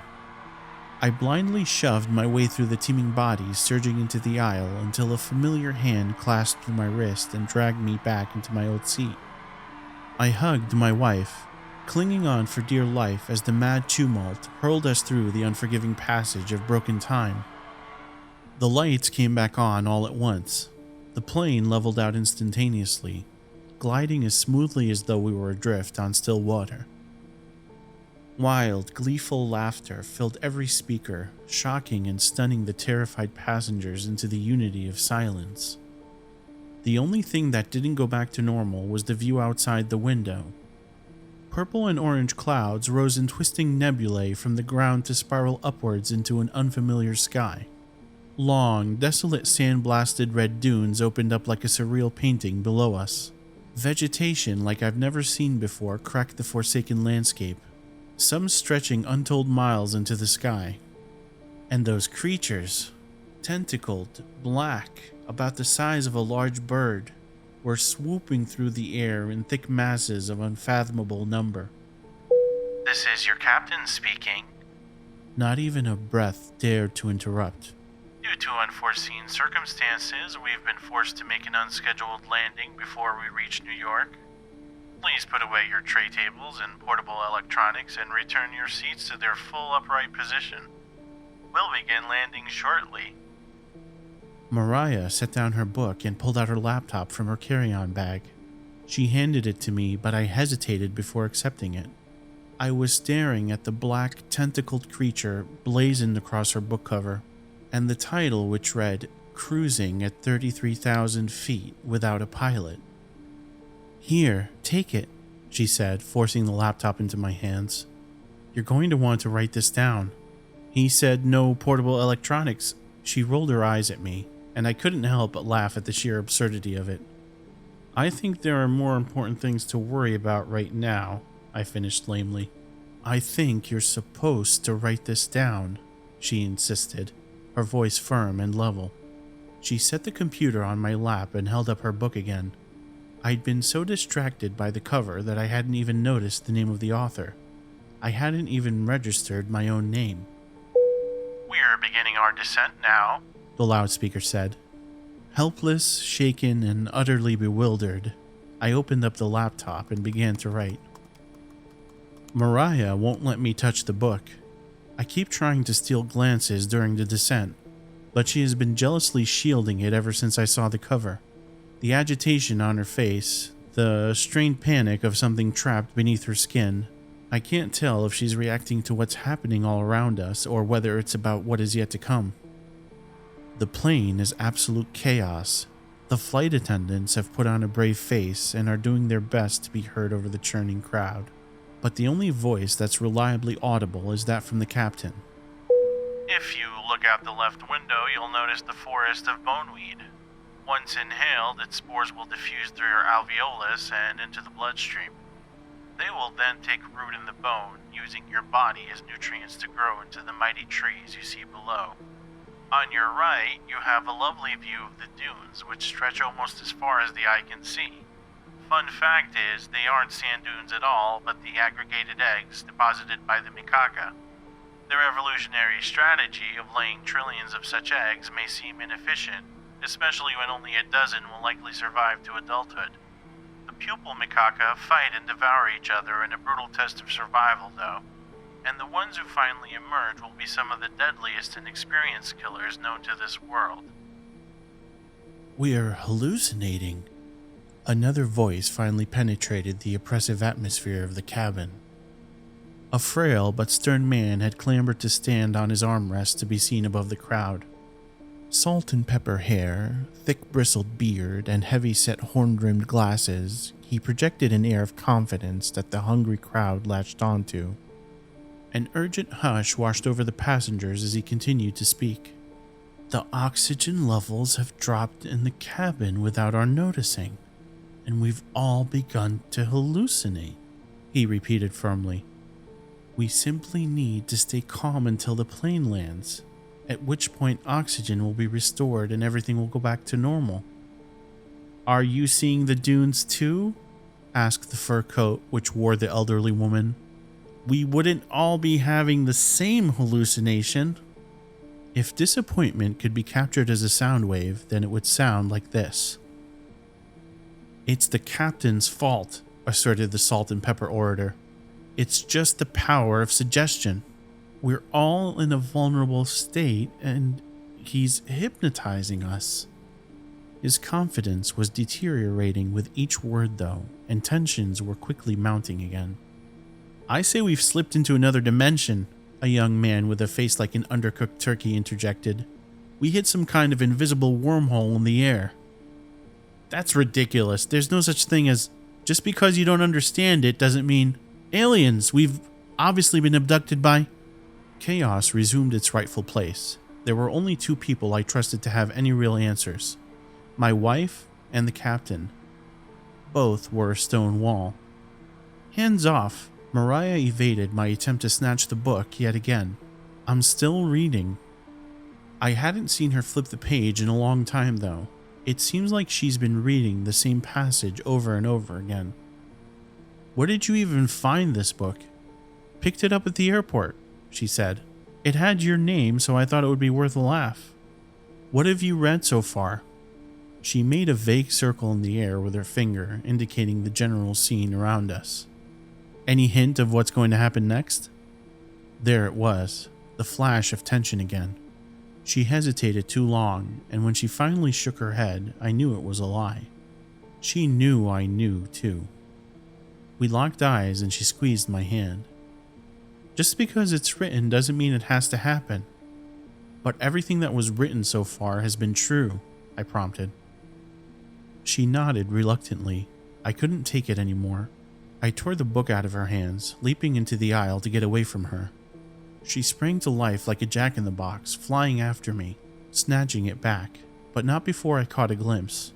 Flipping there to the last chapter, I saw it there in plain, neat lettering, clearly printed. By the end of the week, the last survivor had taken his own life. The plane lurched as it deployed its wheels. Mariah closed the book and rubbed her eyes. That doesn't make sense, though, I managed at last. How am I supposed to write the book if I didn't survive? She had no answers for me. The plane lurched again, and again, then one more time, sudden and powerful. Those who weren't in their seats were forced to cling on to something or tumble helplessly backwards. We had landed. There were too many people blocking the windows for me to see where we were. The plane swiftly decelerated, bouncing and stuttering as it rolled across the uneven surface. What are you waiting for? The young man asked the salt and pepper speaker. It's just a hallucination, right? Why not step outside and breathe the fresh air? The man was forced a wan, uneasy smile. No one moved. This is your captain speaking. The loudspeaker rang clear in the sudden silence. I've got some good news and I've got some bad news. There was a long pause before he continued. The good news is for me. I'm having a great time. How about you folks? The angry silence somehow made a sound of its own. It was a bit of a hornet's nest. Glad to hear it. The bad news is that this flight has been officially reclassified as a one-way ticket. Welcome to your final destination, Isganga Trapicoa. You are here because hell is full and Delta doesn't have service to heaven. The next silence was even louder. I'm kidding. Jeez, tough crowd. Seriously though, you're here for a very important reason. The pause was broken by the unmistakable hiss of air decompression. The airplane door was opening. You're here because I like humans and I wanted some of my own. I told you it was an alien, someone muttered behind me. Shut up, dumbass. Through the open door, I could see a short stretch of dune leading to a dense thicket of unrecognizable underbrush. This close, it was clear that the sand was in a continual state of squirming and writhing, forming short choppy waves almost like a storm-ravaged sea. Mariah was buried in the book once more. The way her hair cascaded around her ear to hang above the page was beautiful. There was something sacred in its familiar arc. If I focused on her, really narrowed in, it was almost like nothing except her was real at all.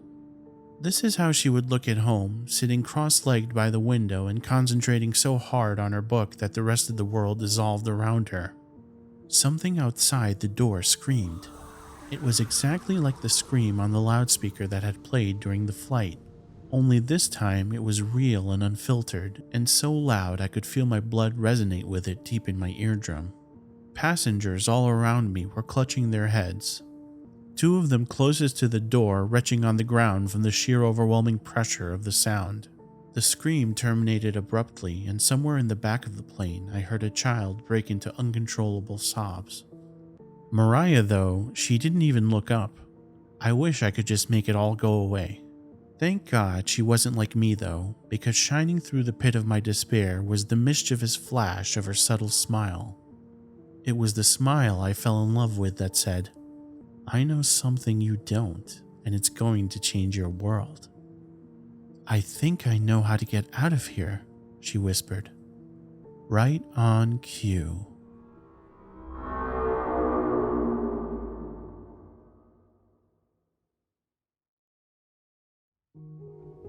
I had been unemployed for months when I saw the job offer for a planner with no experience required.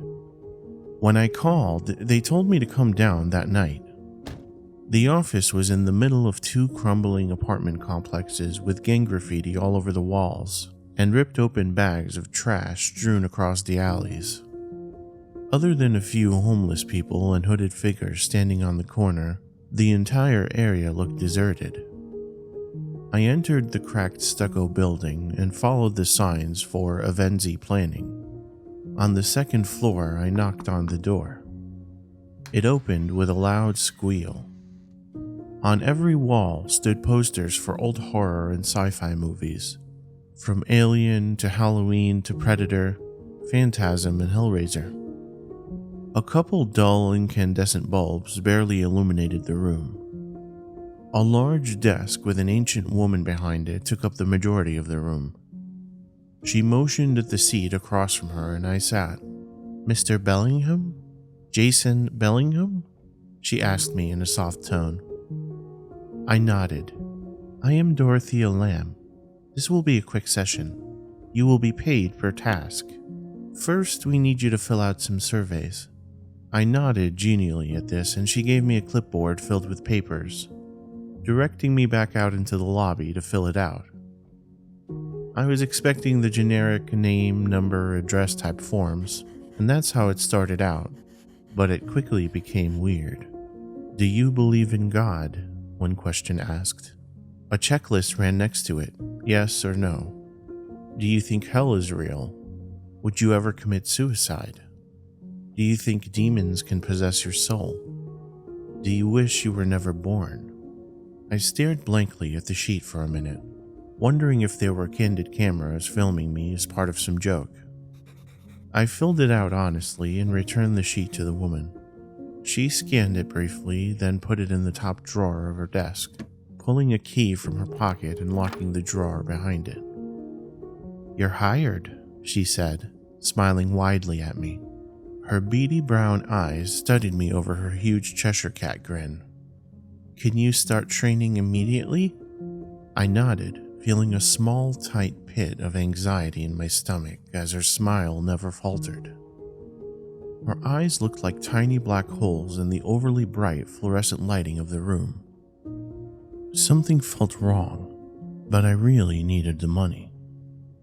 I hadn't had a job in months, and my savings account was already overdrafted. If I didn't pay my rent by the end of next week, the landlord said she would begin eviction proceedings immediately. Absolutely, I said, offering her a wan smile. She smacked her meaty hands down on the desk, making me jump. Great, she said, still showing far too many teeth in her disconcerting grin. Follow me to the training center. She got up quickly, moving much faster than a woman of her stature would appear to be able, and motioned for me to come. I followed her down a hallway from her office, the carpet feeling wet and squelchy beneath my sneakers. The fluorescent lights flickered in overly bright strobes, making me feel nauseated and disoriented. Mrs. Lamb seemed totally unaffected by any of it. She walked with unusual grace for her size and her age.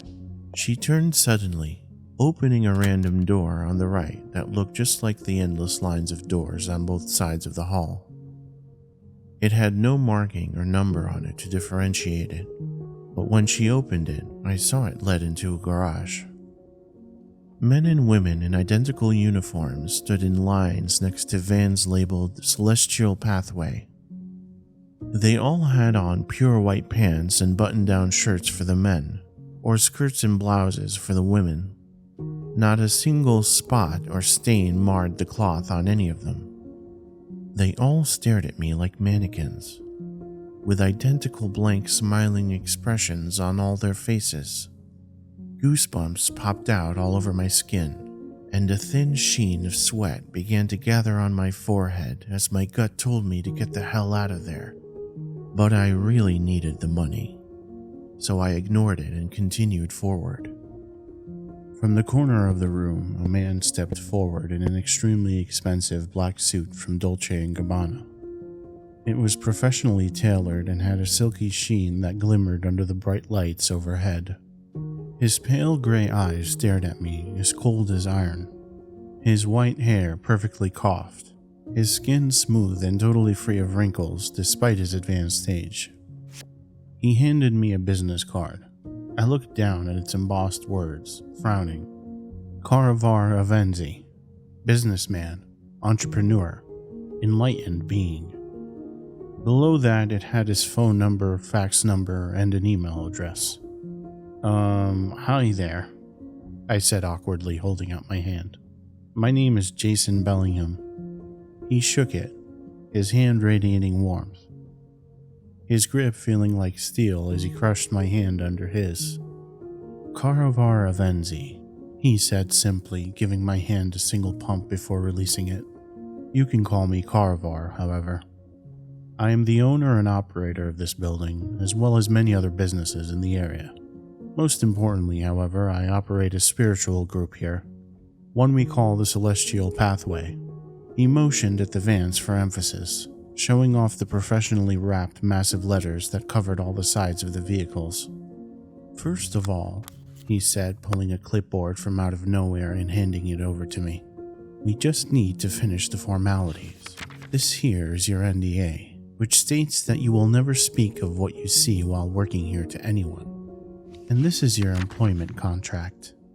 $27 an hour to start, and potentially more later if everything works out for the best. My mouth dropped at this. Most of the temp and non-degree jobs around here paid anywhere from $13 to $20 an hour. $27 an hour was a life-changing amount for me right now. All the red flags I had noticed in this place were brushed away by my mind as a flood of hope took over. Thank you so much, I said quickly, excited, feeling my heart fluttering in my chest. You have no idea how much this job means to me. Caravar smiled politely at me, waiting for me to finish. Then he produced a blindfold from the inner pocket of his jacket. Put this on, he said bluntly. We must go to the worksite now. Or at least, you must go to the worksite. I have important things to attend to first. I held the blindfold in my right hand, like a dead fish limply strewn over my fingers. Put it on, he repeated insistently, his voice turning cold. I did as he commanded, a rising trepidation battling the need for money in my mind.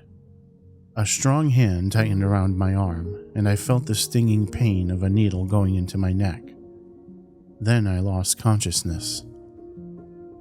I woke up an indeterminate time later, feeling pine needles and twigs underneath my fingers. The smell of evergreens giving a pungent aroma to the air. Mixed in with that sweet pine smell was an undertone of rotting meat, urine, and liquefied shit. I sat up quickly, thinking that I was blind for a moment before remembering the blindfold and ripping it off. What I saw in front of me horrified me. A few 100 feet away across a grassy field, a pile of nude bodies was stacked in a pyramid. Legs and arms hanging out like loose stitches in an unfinished needlework project. The white-clad members of the organization stood next to a couple of the Celestial Pathway vans on the dirt road between me and the pile of corpses. The largest member stepped forward, and I recognized her immediately as Dorothea Lamb. "Good evening, Mr. Bellingham," she said sweetly, her beady eyes narrowing as she gazed down at me. "I'm glad to see you return to the land of the living. The time of your training has come." The rest of the organization members, which I was now beginning to suspect were actually cult members, stared at me silently, slight identical grins marring their otherwise expressionless faces. A black man with a shaved head stepped forward from the cult members, motioning me to follow him as he turned and began walking toward the pile of corpses. Having no other choice, my eyes downcast as I walked past the expressionless faces, I followed him. Next to the rotting bodies, I saw two things that sent a sense of shock through me. An industrial-sized wood chipper and a black hole in the ground about 5 feet across and perfectly level with the grass and dirt around it. As we walked closer, though, I realized that the hole was not a hole in the traditional sense. It shimmered and sent up sparks of iridescent light. The surface of it resembled an oil stain. The blackness mixing with the dying light of the day to form rainbows that shifted and morphed into one another. Behind that blackness, I saw what looked like humanoid shapes swimming and dancing. But as I tried to focus on them, my head began to pound and they seemed to disappear or swim away. "I don't recommend you stare too deeply into that portal," the black man said with a growl. "Sometimes it can hypnotize people, and those it hypnotizes have been known to jump in from time to time. We never see them again." Tearing my gaze away, I looked up at him. "What's your name, friend?" I asked, trying to be as nice as possible, hoping I would still get out of here alive. "You can call me Kay," he said, extending his hand. "In our religion, the monks and nuns give up our names. Only the workers like Mrs. Lamb or the leaders like Karvara Venzi keep theirs." I shook his hand as he talked, making eye contact. He didn't smile. His shaved head reflected the light of the sunset as the sun began to disappear behind the trees. "Now listen up, because I'm only going to say this once. Your job is to dispose of the traitors," he pointed to the pile of bodies behind us, "and to feed the Asuras." With this, he pointed to the shimmering black hole.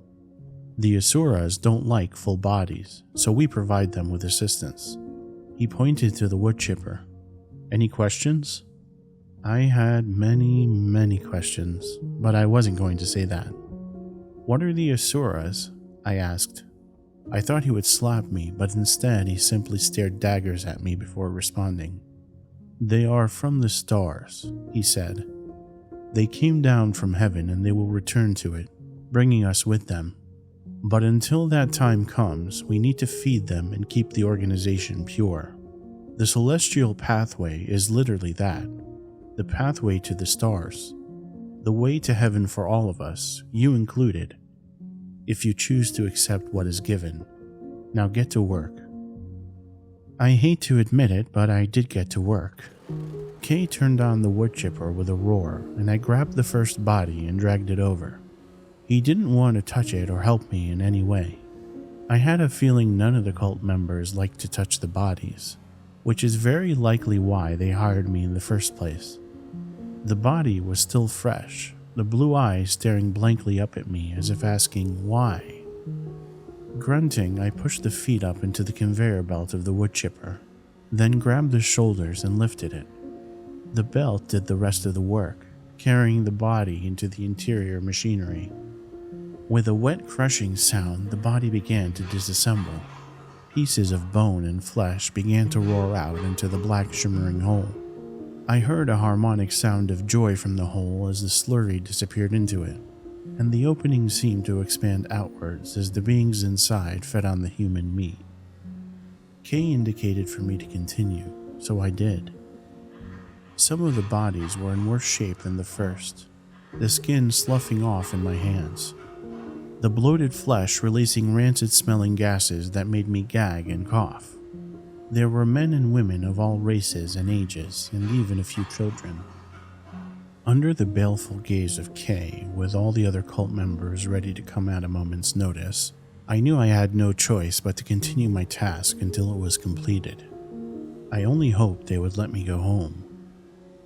Once I got to my seventh body, things started to go wrong.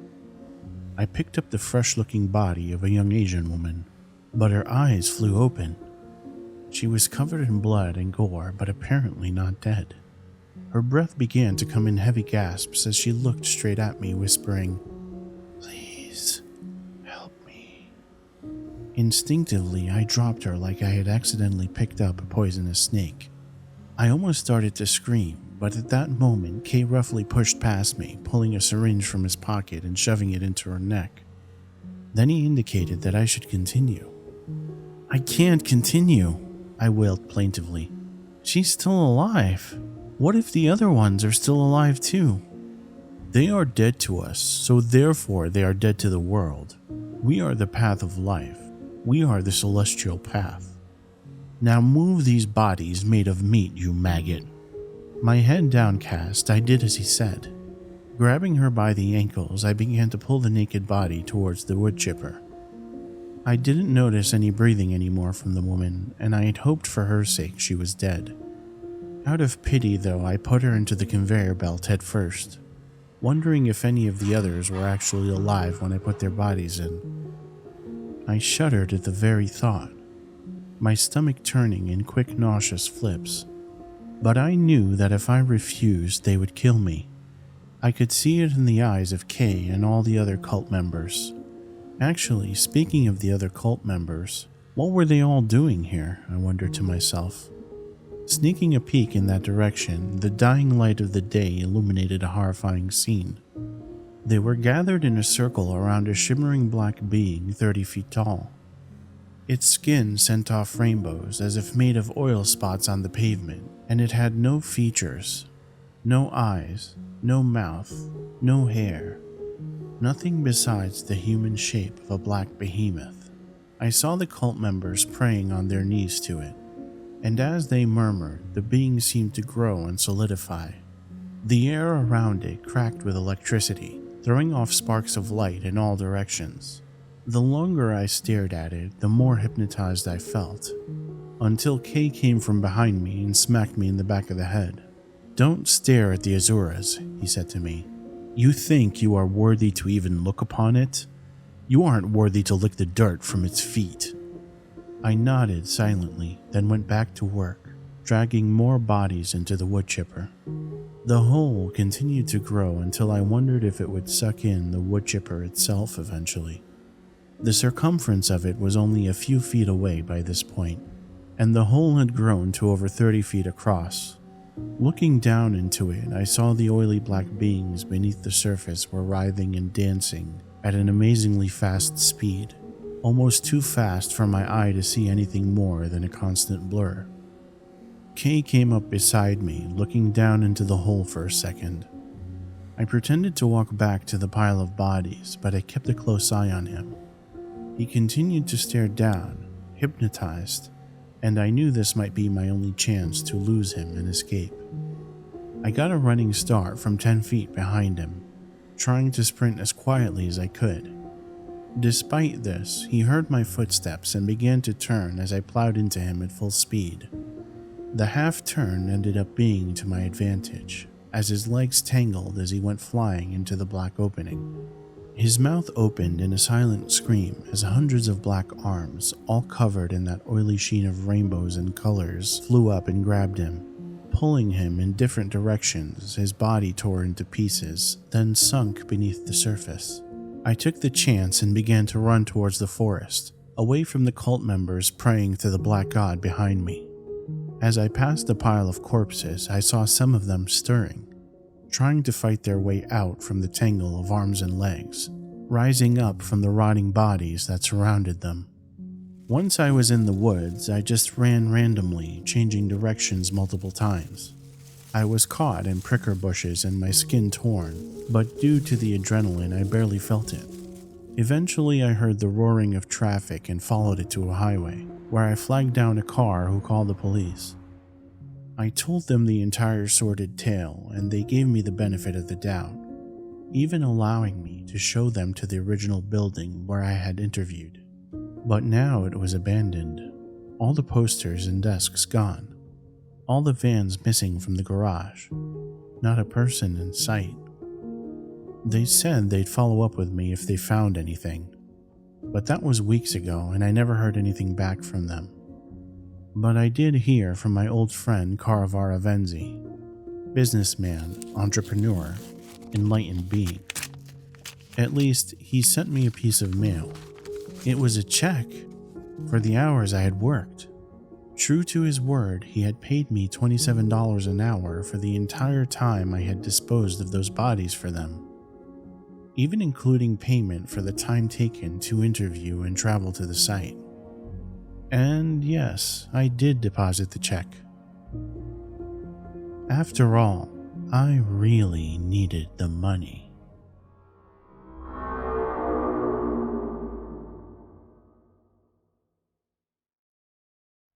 I work as a cell tower technician.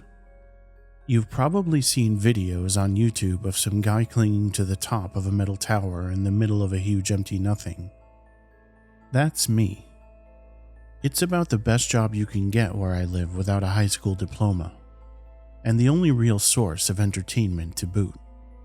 As a perpetual screw-up with an appetite for adrenaline, I was basically a star candidate.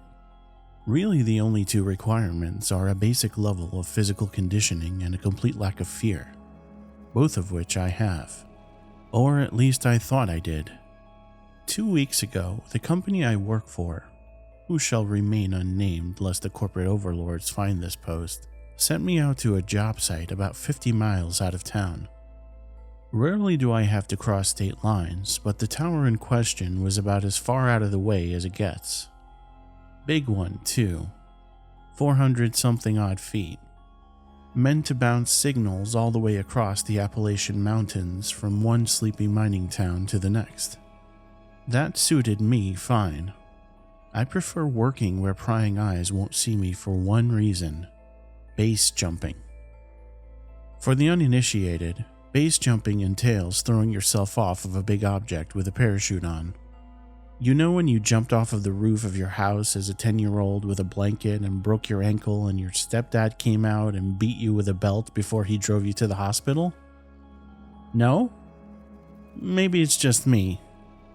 Anyhow, base jumping is basically the grown-up version of that. Minus the broken ankle and the beating, hopefully. Luckily for me, secluded cell towers happen to be the perfect place for this kind of hobby. The morning I was supposed to head out there was a fine mist sinking down into the hollers around where I lived. The locals call it moonshine weather, which translates to stay the hell inside and get drunk instead of go to work. As tempted as I was to do just that, I'd been hoping they'd send me out that way for months, and I couldn't pass up this opportunity. I should have trusted my gut.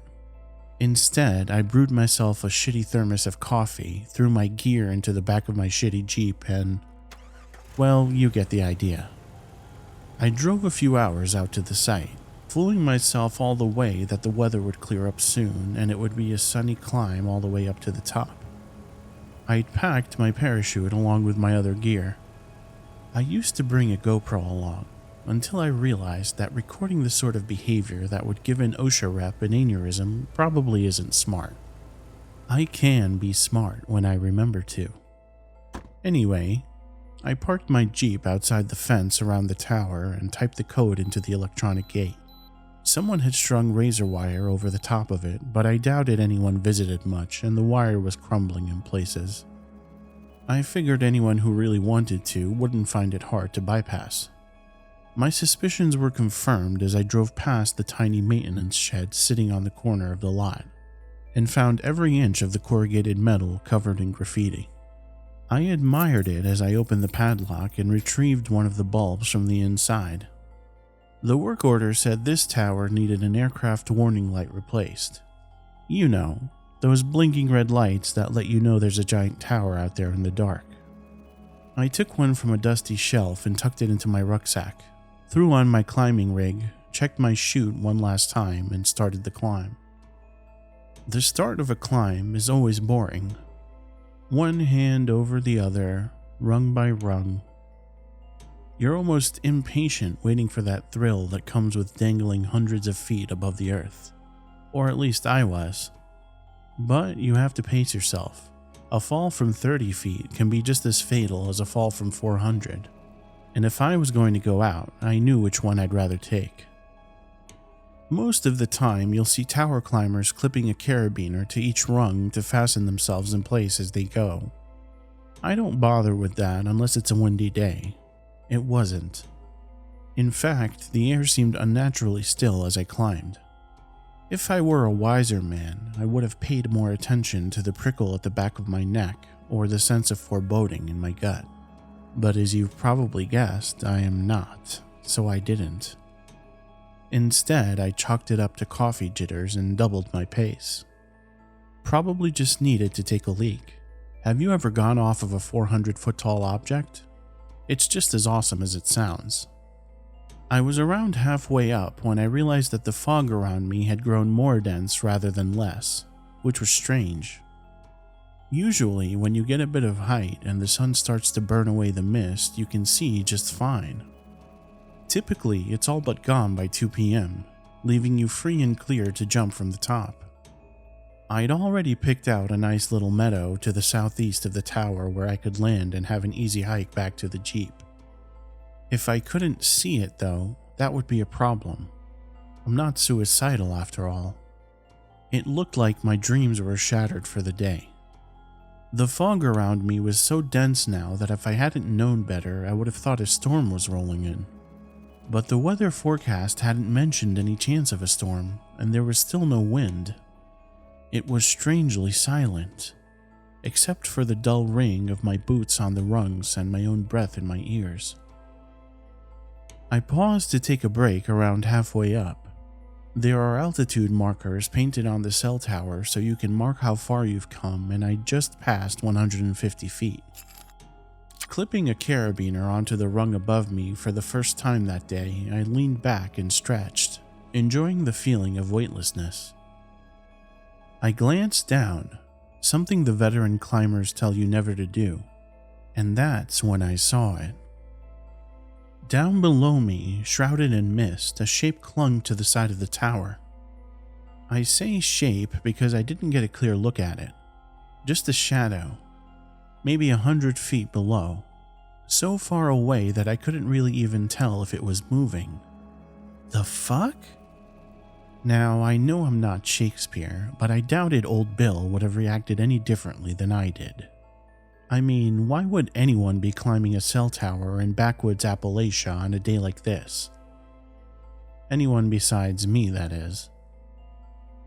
My first thought was that it was one of the graffiti artists who, finding their skills limited by the canvas of the old maintenance shed, had grown the balls to climb the tower and add a little color to the gray steel. Good on them. Might make for a bit of an awkward meeting when they caught up to me, but I wasn't about to call the cops or anything. I even debated hanging around until they got a little closer, but I decided against it. That was my first and only good decision that day, probably the one that saved my life.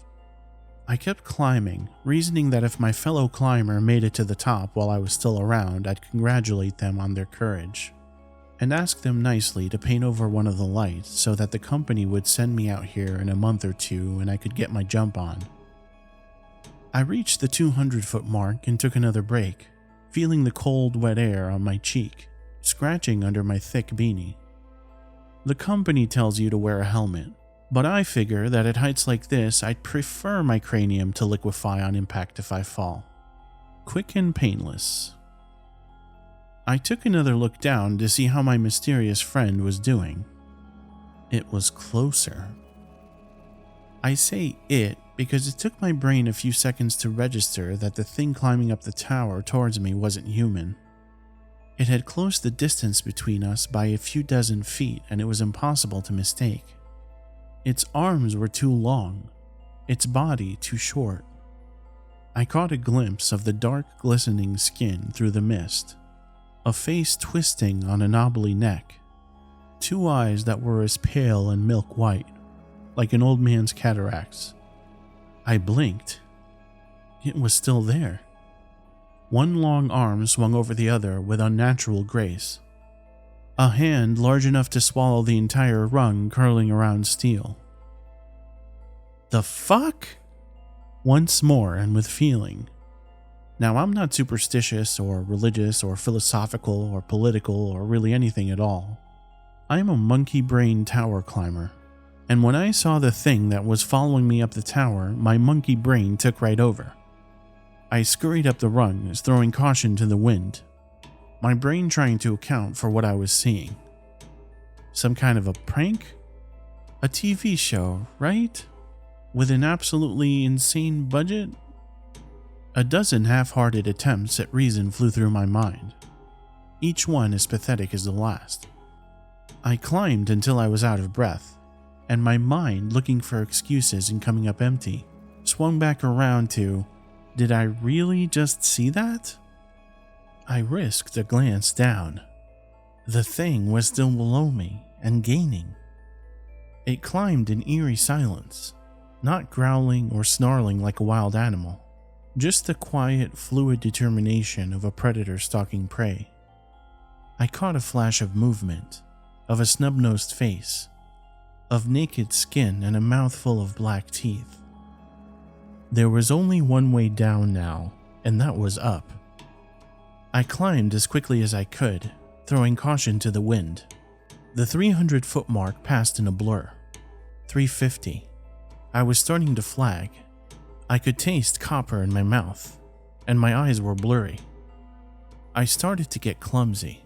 I missed a rung with my foot, almost falling. I clung there, terrified that I would feel long fingers close around my foot. I kicked the rungs once, then managed to get my boots back in place and kept going. I reached the tower's uppermost platform. The trap door was locked, secured by a padlock. Of course it was locked. I tore off a glove with my teeth and let it spiral away, fumbling in my pocket for the key. Nothing. My entire body was seizing with fear. The piss that I'd been saving for the top of the tower was running down my leg. I unhooked the hammer on my tool belt and bashed the padlock. It came open, bouncing off my arm. I shoved open the door and hauled myself through, landing on the small platform at the top like a trout from a creek. Through the grates, I could see the thing right below me. It opened its mouth, jaw cracking to reveal a mouth that was too wide. Inside that mouth was another mouth, and another, and another. I screamed. Well, I did my best with whatever air was left in my lungs. It sounded more like a whimper or a sob. I stood with my back to the top of the tower, watching as it moved half hidden below me. I slung one leg over the railing at the edge of the platform and checked the straps of my parachute. The sky was gray in every direction, nothing but endless, mind-numbing gray. Looking back, I feel as though I should have had at least some idea of where the sun was, but there was nothing, just an endless field of twilight. I couldn't tell what direction I was facing or where the meadow I'd planned to land could be in. I'd be jumping blind into the fog. No idea of where I was headed or even how close I was to Earth. It was insane. It was my only option. As the creature lifted one glistening arm over the edge of the tower, ready to haul itself up after and grab me, I threw myself off. Normally, this is where I let out a whoop. Revel in the feeling of the wind on my face, the weightlessness. This time, I fell in silence, eyes full of freezing tears as the cold wind scoured my skin and hair. I had a pair of goggles slung around my neck to shield my face, but I'd forgotten to put them on. I seized the ripcord and pulled for all I was worth. There was a reassuring snap of nylon against air, followed by a bow-loosening tug, and my feet kicked out in front of me. Thankfully, instinct took over, giving my overtaxed brain a break. I glanced up and over my shoulder, wind whistling in my ears, but I could see no sign of the creature above me. I hauled on the steering lines, straining to see any sign of the ground below. There was nothing. A few long moments passed. Then I caught sight of a tree spearing through the mist. Another followed, then another, and then I was sailing between them, branches slapping my face, battering my arms and legs. I flew free of the trees and straight into the side of the fence at the base of the tower. Razor wire slashed my hands as I struck the top of the fence with enough force to knock the wind out of me. I fell backward, landing in the dirt, shredded nylon billowing down to cover my face. I struggled free from the remains of my chute and unbuckled the pack, leaving it all in a heap by the fence. I limped for the jeep. Above, I could see no sign of the creature. I hauled the door open and started the engine, praying that the faulty spark plug I'd been meaning to replace for months would do me this one last solid.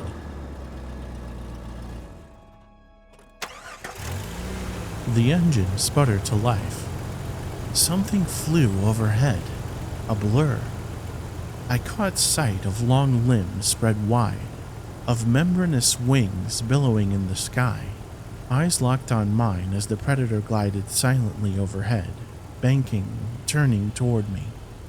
I threw the jeep into reverse, tires spinning in loose dirt. My head bounced off of the headrest as I crashed through the gate. Then I was off, jostling down the gravel-packed road. I didn't stop driving until I reached home. Autopilot must have kicked in because I drove myself to the ER. They must have thought I was some kind of crazy person. Eyes wide, pants soaked with piss. They had to peel my fingers from the bloody steering wheel before they could get me inside. It's been 2 weeks now, and the stitches across my arms and hands are only just healing. I'll have the scars for the rest of my life. I'm writing this with the doors locked, and my stepdad's old 12-gauge leaned against the desk next to me. I should get a dog. Maybe 2. The mist is back, and somehow the mountains just don't seem as safe as they used to. The screen of my phone just lit up. A text from the company. Another job. Another site. I don't think I'll answer.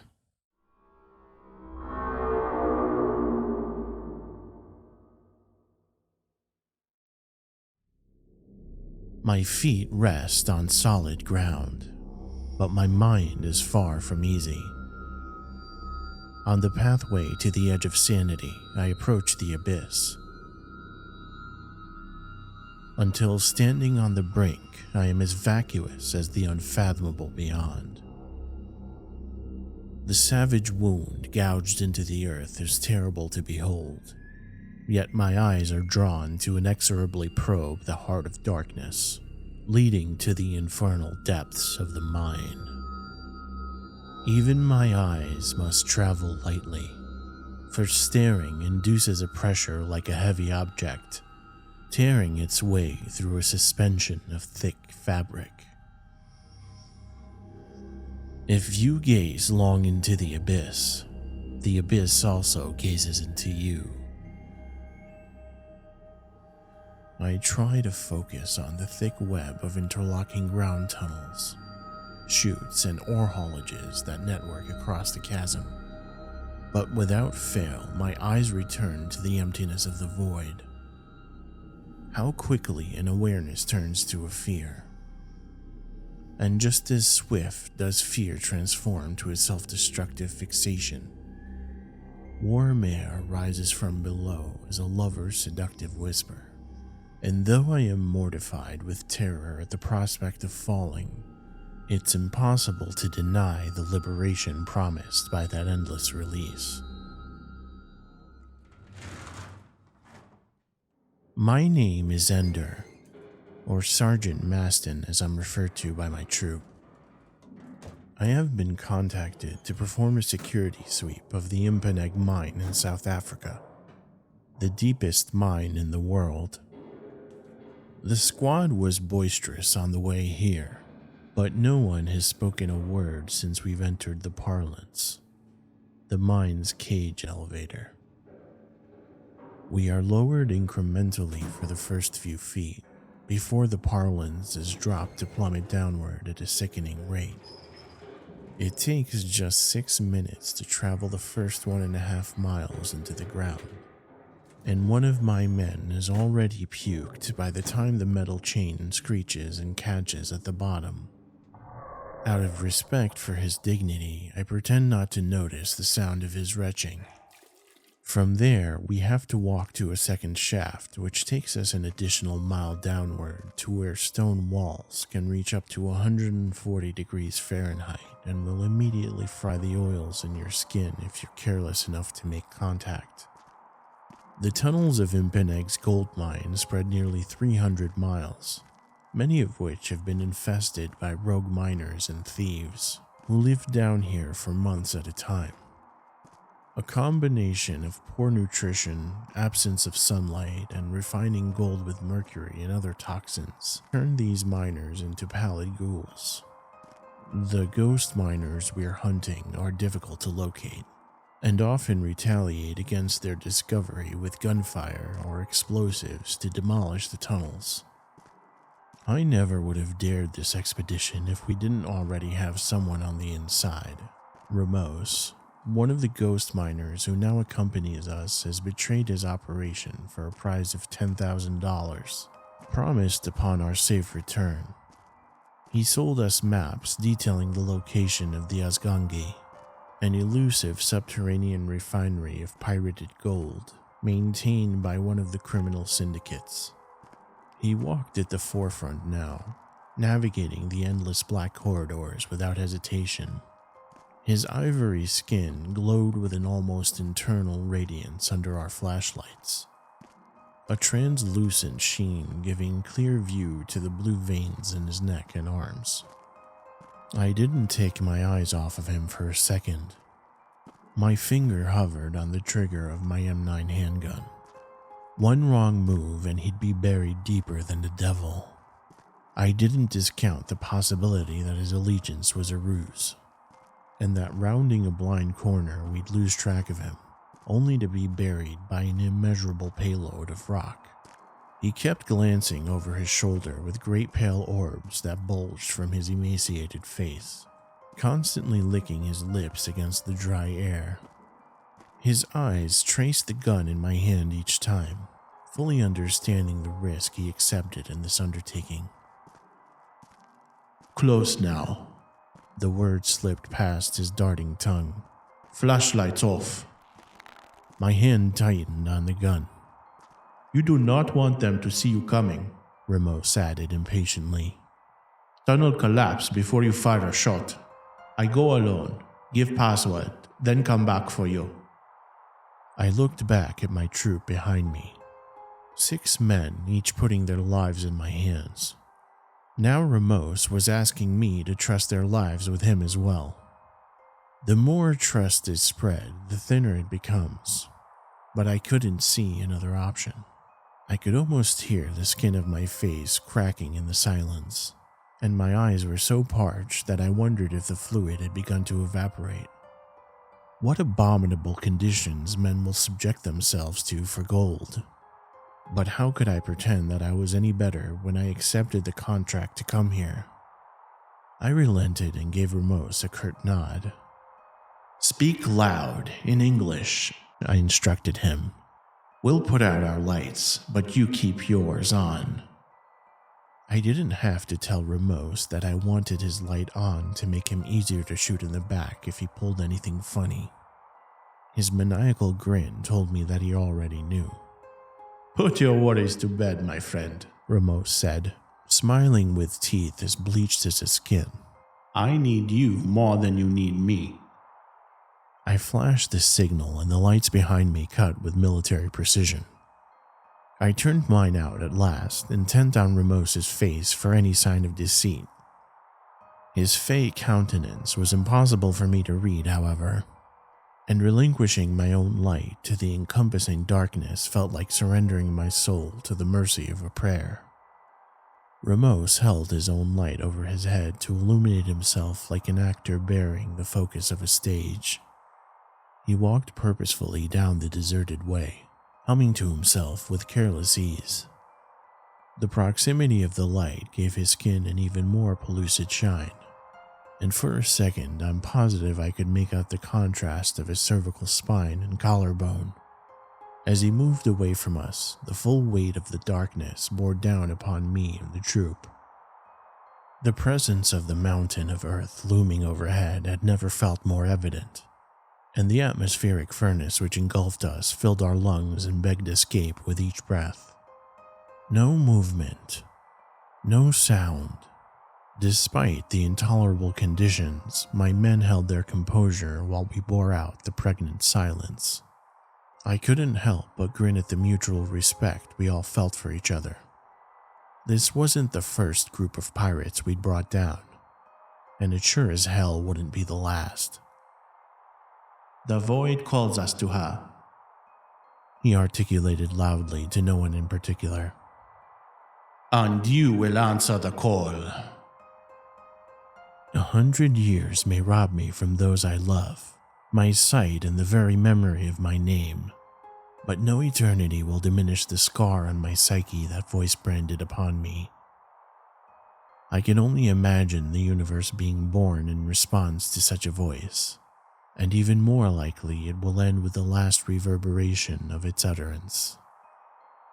The sudden silence after it faded was broken only by a uniform thud, as the 6 men behind me fell to their knees as one. A similar compulsion gripped me as my survival instincts, lying dormant since the mankind's first sentient thought, devoured my consciousness. But I stubbornly refused them to maintain my line of sight on Ramos. The ghost miner turned back and flashed his light in my direction, illuminating the gun still leveled at his face. I hope the distance did not betray how violently my hands shook, but perhaps my authority was already robbed from the cowed men behind me. What was that? I asked. What is down here? Come and see for yourself, Ramos replied. At my signal, I heard my men return to their feet, although I didn't glance back at them lest I reveal the terror blazoned across my face. I flared my own light on the approach, crouching and pressing myself to the wall in a vain attempt to regain some control over the situation. The terminal end of the tunnel Ramos had stopped beside had vanished, replaced only by a black wall of emptiness which my meager light could not hope to puncture. I turned the beam on Ramos instead, bringing to life the fleeting vision which had passed before. The light shone straight through his skin. My eyes traced the outlines of bones, the suspension of his organs, and even the viscous blood running sluggishly through his body. Back to his face, the cartilage of his nose and ears blocked the light more thoroughly, making them appear to hover distinctly apart from his leering skull. I ignored the horrified gasps from behind and did not allow my men to see me falter. We have arrived at the Asgangi, Ramos said as we drew level with him.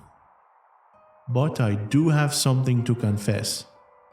If you believe you are being brought to a refinery, then I'm afraid you have been misled. I wanted nothing more than to plant a bullet straight through that sardonic grin. But years of violence and bloodshed as a mercenary soldier have taught me that the will to restraint is a more important lesson than knowing how to kill. I lowered my gun to the floor. If he had been afraid of death, he would have shown it by now.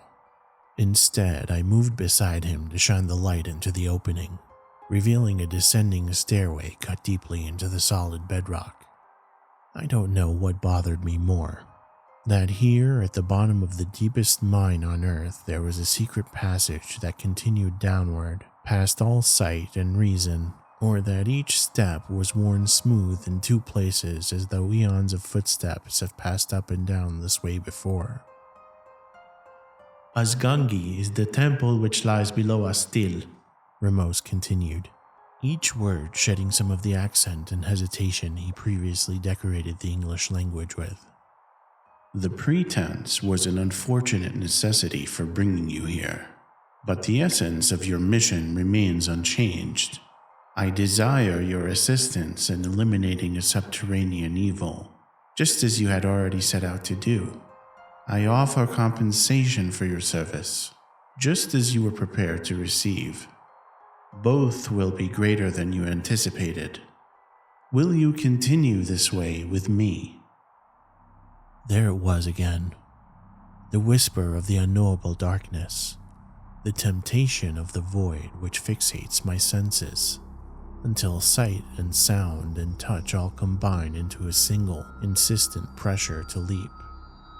The demands of my curiosity gripped my heart with iron claws, which dragged me toward the topmost stair. From the idle dreaming days in my youth to each operation in my professional career, I hungered for the insatiable thrill of adventure. And now, faced with the greatest mystery of my life, my whole spirit was kindling to his fire. That is why it was so difficult to turn around, to bark the commands to follow my lead on the long trek back toward the mundane world above. For all the wonder promised by this discovery, so too I was filled with looming dread. For all the selfish longing of my desires, I could not purchase them with the lives of the men who trusted me. I do not wish to portray myself as a hero in this instance, because I swear to you I am not. I have once knocked on the door where one of my men once lived and eased his weeping mother to the ground in my arms. It was nothing but cowardice which made me unwilling to do so again. Ender Maston! I could hear Ramos break his composure behind me. I need your help! It's good that I didn't turn around. If I had, then I might not have noticed the wooden support beams that were painted with a metallic gloss. I shouted a warning to my men, and as though thrown by the momentum of my words, an explosion ruptured from the ceiling. Splintering timbers like breaking bones heralded the shifting weight of the untold millions of tons of rock and soil above. Perhaps we could have struggled through the hail before the avalanche of the cascading rock blocked off the retreat. Again, it was my cowardice, though, which lent strength to my desperate effort to pull my men back. Within seconds, all opportunity for a decision had passed.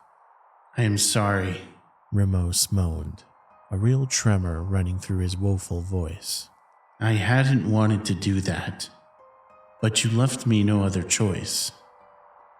I hope your surprise won't spoil the good fortune that has brought us together.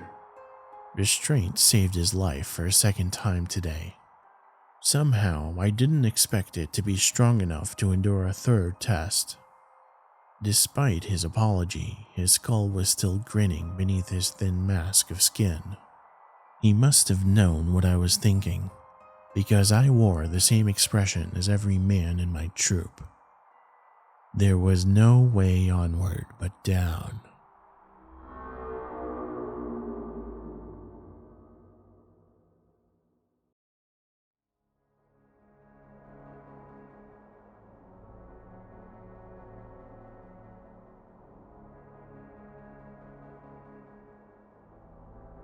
I was a correctional officer at a supermax prison.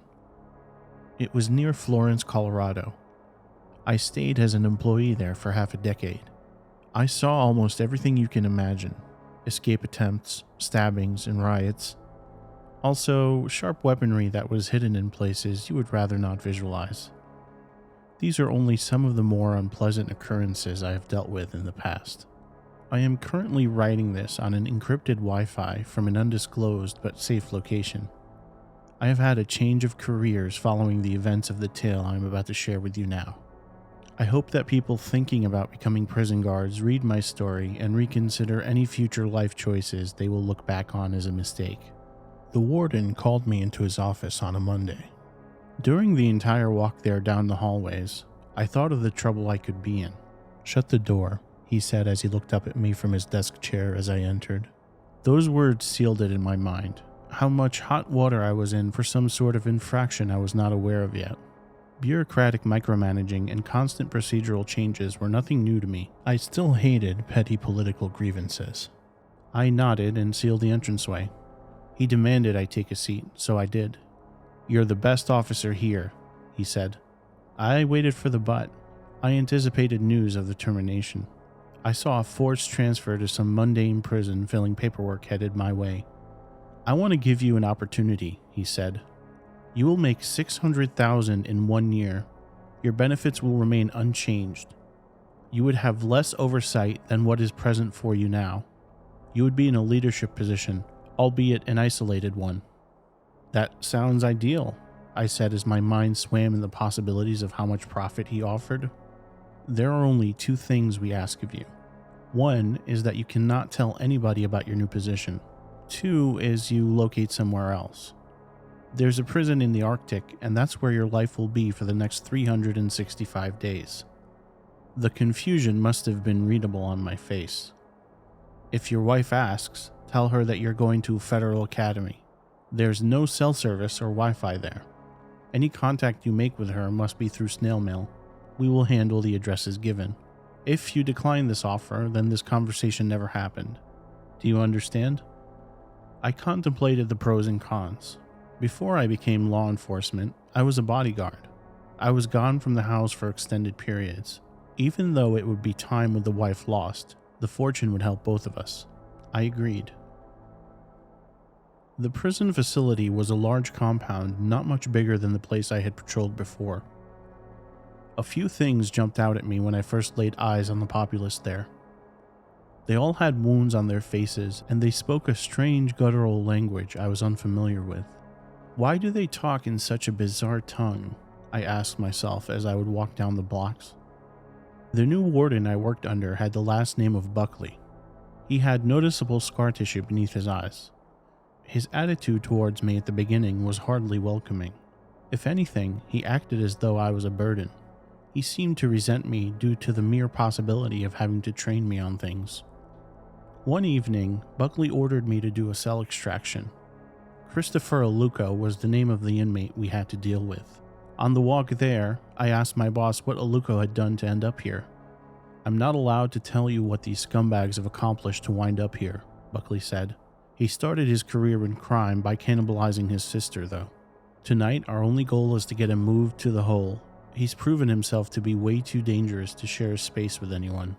The doors of each cell were closer to that of an insane asylum than a prison.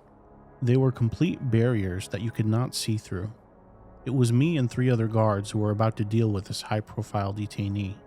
The supervisor was present, doing the thing the bosses generally do. That is to say, he remained on standby and did not get his hands dirty. Upon walking in, the first thing I saw was Aluko sitting upright on his cot. I noticed he was huge, at least 6'8" and 320 pounds of pure muscle. His skin cracked all over. His face had the normal scarring I associated with most people in the place. "I'm going to need you to stand up and put your hands behind your back," I said. I kept my hand near the holster where my pepper spray was. "Show me respect and I'll show you the same," I continued. "You won't have handcuffs on you for long if you cooperate." "You are not better than me," Aluko said. His voice had a baritone quality which I expected from a man of his size. What I did not was how weird it sounded, It was as though 4 or 5 people were chanting the words in unison. "All right," I said, "let's get you moved to where you need to go. The faster we do this, the better off you'll be." You shot at someone in broad daylight when you were in a gang years ago. Aluko said. It took 10 years for the paranoia to go away. The fear of the cops coming to arrest you for a potential murder before you became a low-grade 1 yourself. To this day, you don't know if any innocent civilians got caught in the crossfire. We had to restrain his huge arms and place the metal bracelets on his wrists. He laughed all the while. As we brought him to solitary, I thought of his words and how much they unsettled me. They were true, and that story from my past was one I had not told anybody. Near the end of the shift, Buckley went into one of the sniper towers and smoked a cigarette. Since my duties for the day were complete, I took the spiral staircase to the level he stood on. When I saw him, I was only a few mere inches away from where he puffed. He did not seem to mind, or even care about the footsteps behind him. He focused on the distant and lowering winter sun. "The caged animal back there said something which he shouldn't have," I said. "Part of the job is having thick skin," he said as he flicked his cigarette over the edge into the snow. He turned around to face me. "It's not about that," I said. "Did he hurt your poor little feelings?" He had an insight into my past that no one has, I said as a bitter taste filled my mouth. "Well, that's unfortunate. Means you lied to the oral board when you got into the position you're in now. You shouldn't lie to your employers." "I need to know what kind of prison this is," I said as I felt blood rush to my head. "Why does everyone have open sores all over their body and face? Are they exposed to some kind of virus? And if so, are we susceptible? Either that or they're always high on something. That would explain why they're always speaking gibberish. Also, how in the hell do they know things that I haven't even told the closest people in my life? Better to do the job assigned. Don't worry about things that are above your pay grade." Buckley pulled out another pack of cigarettes and lit one. "I hope we're not exposed to dangers we weren't warned about. I'll have to find a way to get the word out. If you break your non-disclosure agreement, it would be far worse than a termination. Your wife back home, the one with the dark curly hair and the nice curves, I'd hate to see the impact of your decisions on her." That was when I grabbed him by the lapels and shoved him into the ground. I considered throwing elbows. The idea of making him taste his blood was satisfying. I did not want to be incarcerated in this den of misery, though, of all places. Buckley started laughing. What he did next took me by complete surprise. He patted me on the back with his free hand instead of trying to defend himself or resist. "You've proven my point," he said as he pushed on my chest. "Now, get off of me. I don't want to give the signal to one of my buddies in the next tower. He has a modded Remington 700 pointed at you." I released him. After he stood and brushed some frost off, he made eye contact with me. "I respect you for your bravery. Most people wouldn't be willing to do that to me, especially someone beneath me in rank. Tell you what, I'll shed a little bit of light on what kind of place this is for you. And if I ever found out you told anyone, you'll wish you would have died at birth." I felt the adrenaline start to wear off as my energy lowered. I nodded, thereby giving the tacit agreement to his new offer. I looked to my left and saw the sniper he was referring to. It occurred to me that if he wanted to take action against me, he could have had me executed right then and there. Buckley waved at me to follow him as we made our way down the steps. He escorted me through the yard. Ice encased the weight sets and pull-up bars. We followed the chain link fence to another facility that had coded key access. After we put in the correct digits, he swung the door open. We made our way down a hallway that did not seem modern. There were lit torches on the walls. The flooring was pallid cobblestone. He brought me into another room which was the size of an auditorium. A man stood up. He wore all black clothing with a white collar, and it took me a while to recognize him as a priest. I saw rows of long tables, ones fit for a king in an ancient era. Crucifixes, rosaries, chalices of water, and stacks of dusty books lined every corner. I skimmed some of the titles and saw that a few were in a different language. "Father Lamora," Buckley said as he stared at the man of the cloth. "What are you doing down here?" The priest pointed to his left. When I shifted my eyes in that direction, I did not immediately notice the presence of a fourth person in the room. This was one of the inmates tied down on a slab. As soon as we focused our collective attention on him, the man came to life. He started struggling against his restraints. A red-tinged substance poured from his mouth like foam from a rabid dog. "I have almost driven the evil entity out," the priest said. Buckley turned to me. "What is going on here?" I asked. I had the irresistible urge to run screaming in the other direction. I knew I could not take my chances out in the harshest cold, but a part of me was willing to at least try. "This prison's budget comes from the Vatican. We only take inmates possessed by something greater than general sadism or psychopathy. In the official government paperwork, they call this place the House of the Demonium. If you want to atone for the sins I know you're guilty of, now would be an excellent time. Help us read the incantation needed to cleanse this heathen."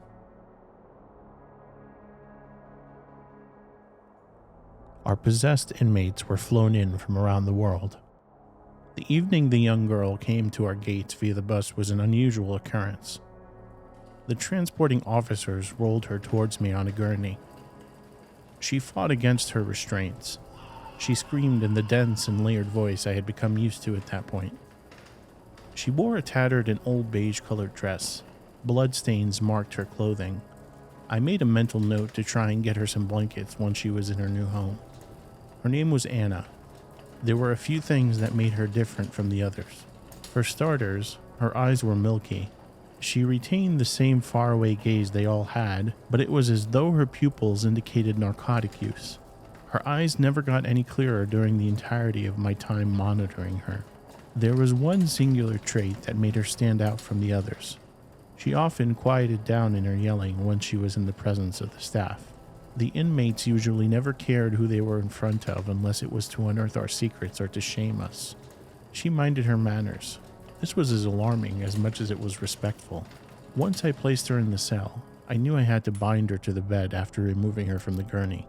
As soon as I unbuckled one of the straps on her wrists, she reached up and tried to claw at my face. I ducked her strike. I reached towards my belt for a canister. If this were a normal person, it would have been filled with mace. Mine brimmed with holy water instead. I sprayed at her. Smoke emanated from her skin as she let loose a cry of anguish. I undid the rest of the straps and moved her to the bed. I shut the door and went to lunch. The lodging for the employees was 3 separate rows of cabins. The most luxurious ones belonged to the leadership. The second most comfortable apartments were the priests.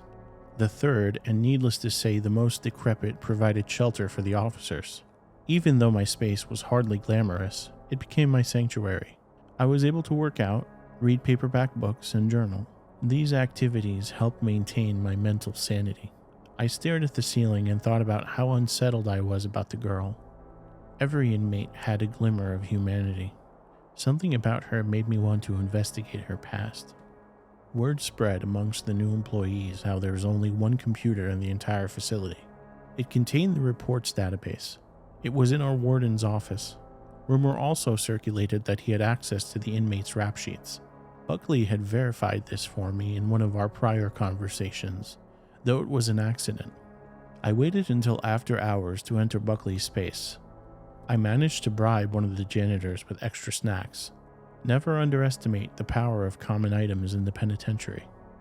Buckley had left his computer on without signing out.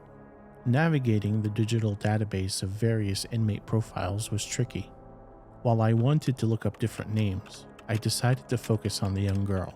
I searched for every Anna until I found the one I was looking for. A few things stood out to me about her right away.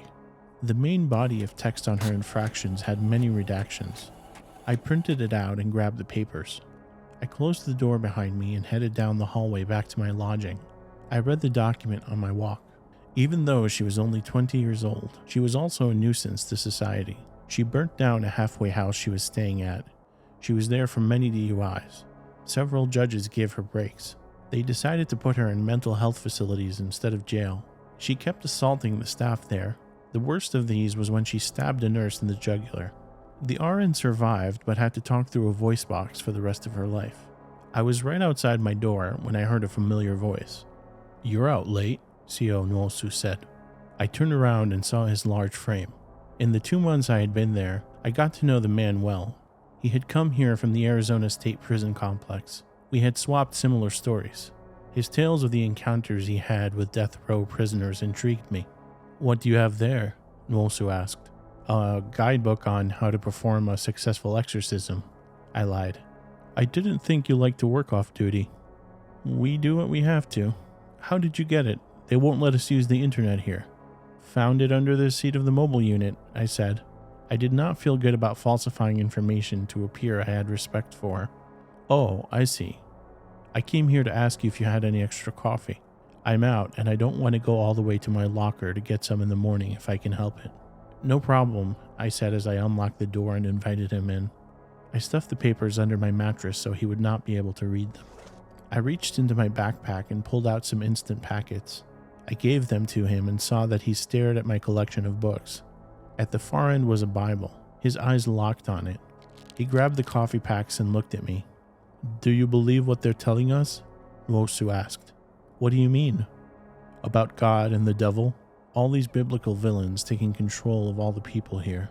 It seems far-fetched to me. There has to be something more going on. What if this is an asylum for those with undiagnosed mental illness? The kind researchers aren't advanced enough to understand yet. Have you ever thought of that? I sat down. I don't think science has the answer, I said. The ones in here are gifted with preternatural abilities. It's like they can read our minds, or at least our pasts, no matter how secretive we are. I never felt as though I have less power than I do since I came here. All I know is I can't pretend to understand everything. Whether it's celestial or empirical, I cannot feign understanding of the evil within these walls. To pretend otherwise is arrogance. Buckley, Nwosu, a priest, and I walked together to Anna's cell. We could hear her screaming from within a 300-foot distance. The other lamentations of prisoners became drowned out by her wails.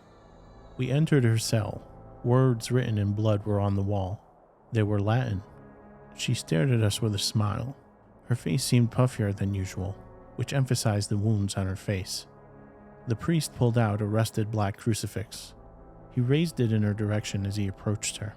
Her screams grew louder with each advancing step. He pulled out a small pocket Bible and read a prayer from it. Saint Michael the Archangel, defend us in battle. Be our protection against wickedness and the snares of the devil.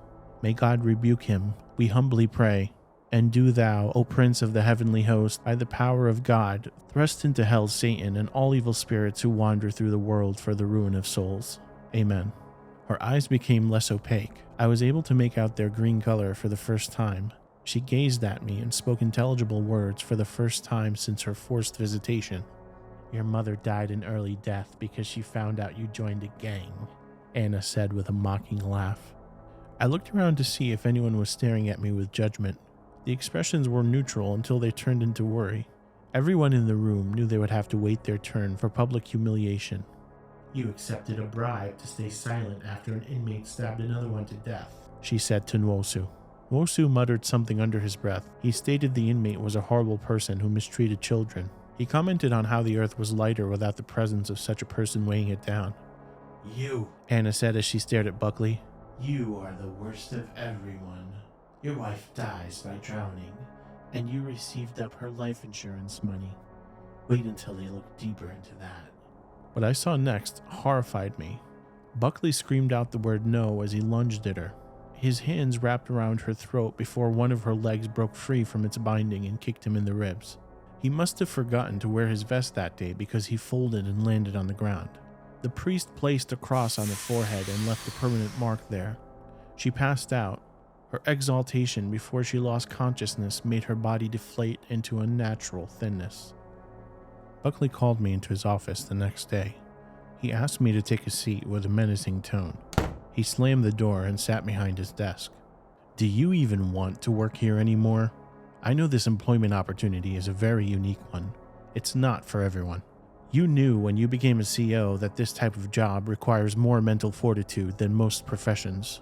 This isn't any different because we're operating in uncharted territory. Have I done something wrong? I asked. You entered my office after hours, he said as he banged his fists on the table. I don't know what your motivation was. Are you starting to believe what some of these inmates are saying about me? They don't see our sins with full impunity? They know enough about our interior lives and what bothers us enough to get under our skin. It's us versus them. Once you side with the enemy, then you're no good to the team here, let alone me. If you're running some kind of vigilante investigation against me, two can play that. Believe me when I say you don't want to be on my bad side. If you're going to fire me, I said, I won't make excuses. You should know I was not trying to get you in trouble or dig up any dirt. I wanted to look up all the information I could on Anna. She seemed to be more in control of what possessed her than the others. I wanted to figure out what made her so unique in that regard. I figured if I ever wound up possessed, I could weaponize whatever she used. You're like a child, he said as he stood and paced back and forth. Do yourself a favor and stay within your pay grade. The Vatican has hired scientists to study behavior during possessions. In the old days, they would have dismissed it as different demons. You don't have a degree in microbiology any more than I do. We are muscle hired to make sure the demonologists are safe when they do their job. So you do yours. Yes, sir. I felt as though I had backed down and given him some sort of sovereignty over me. I also knew if I lied or resisted, it would only lead to a loss of money for my family and me. Count yourself lucky, he said, as he sat back down and picked up a pen. I'm not reporting your mistake to any of my superiors. Do not make me regret giving you this break. Now get out of here before I change my mind. I made my way to the threshold. I faced him as I began to turn the knob. One question, I said. Most of the time inmates come shipped here in groups. Anna arrived alone. Why was she given special treatment during her transport? Is she a celebrity? The daughter of a famous politician? It's within my rights to know, as someone has to check up on her. Anna is my daughter, Buckley said as he scribbled on a pad and motioned me to leave. As time went on, I saw humanity behind the violent demeanor of many inmates. A common fear of correctional officers is susceptibility to manipulation by the incarcerated. I tried not to become a victim of my empathy. One of the prisoners named Aluko managed to escape. I collected information on how he did it. Rumors abounded that he had turned a toothbrush into a pick. He allegedly weakened the concrete around his barred window. Another tale given was how he overpowered one of the correctional officers. The officer was too embarrassed to admit it, so they tried to cover it up. Aluko was a massive man. There was no shame in losing an unarmed combat match with him. The lack of weapons used left me baffled. The strangest part of the story was not how he escaped. It became obvious the inmates had some sort of intelligence. They were not as impulsive as we judged them to be. They had the basic want of freedom, or the cruel entities that controlled them did. The most unsettling part of Aluko's fleeing was not how he managed to scale the barbed wire, nor was it his willingness to traverse the tundra. What perplexed me the most was how his life ended when he was less than half a mile away from the prison. It was not the elements that took him. Something had torn him apart. The theory of it having been a polar bear spread. They wanted a meal to go with their Coke, one of the officers joked in the briefing room. I did not find the lame quip funny, and neither did the warden. Our general lack of civility was not uncommon, but some jokes were intolerable. While many of us wrote it off as a polar bear attack, there was one aspect of the butchery not in alignment with that. Aluko's eyes were missing from his skull, a member of the search team said. Something carved an upside-down cross carved into his chest, or what's left of it. Medics came back and told us everything they had seen. The brass took over the investigation shortly afterward. I asked one of the priests what could have ended his life. What kind of wraith-like being could perform such a precise and terrifying mutilation? I asked. This has the makings of an attack by Azazel, the priest said. That particular type of demon wanders the wilderness. It can take on many forms. Be on the lookout for anything resembling a goat. If you see horns when you're doing an outside perimeter check, be sure to recite a prayer and use this. He handed me a crucifix. My stubborn agnosticism did not want to accept it as a believable weapon. I relented because he was so polite. Buckley called us into his office. When we got there, he did not slam the door as I expected him to. C.O. Nwosu and I gazed at each other with alarm as Buckley waved at us to follow him. He took us to an elevator in one of the back chambers that I had earlier dismissed as a room for the cleaning crew. An elevator was there. He opened it, had us step inside, and led us down to the basement. The subterranean cellar was completely barren, except for two items. One was a stained glass window that depicted the Virgin Mary coated in ice. The second was an electric chair. I did not know the prison had such a chamber. Everything about the seat looked old.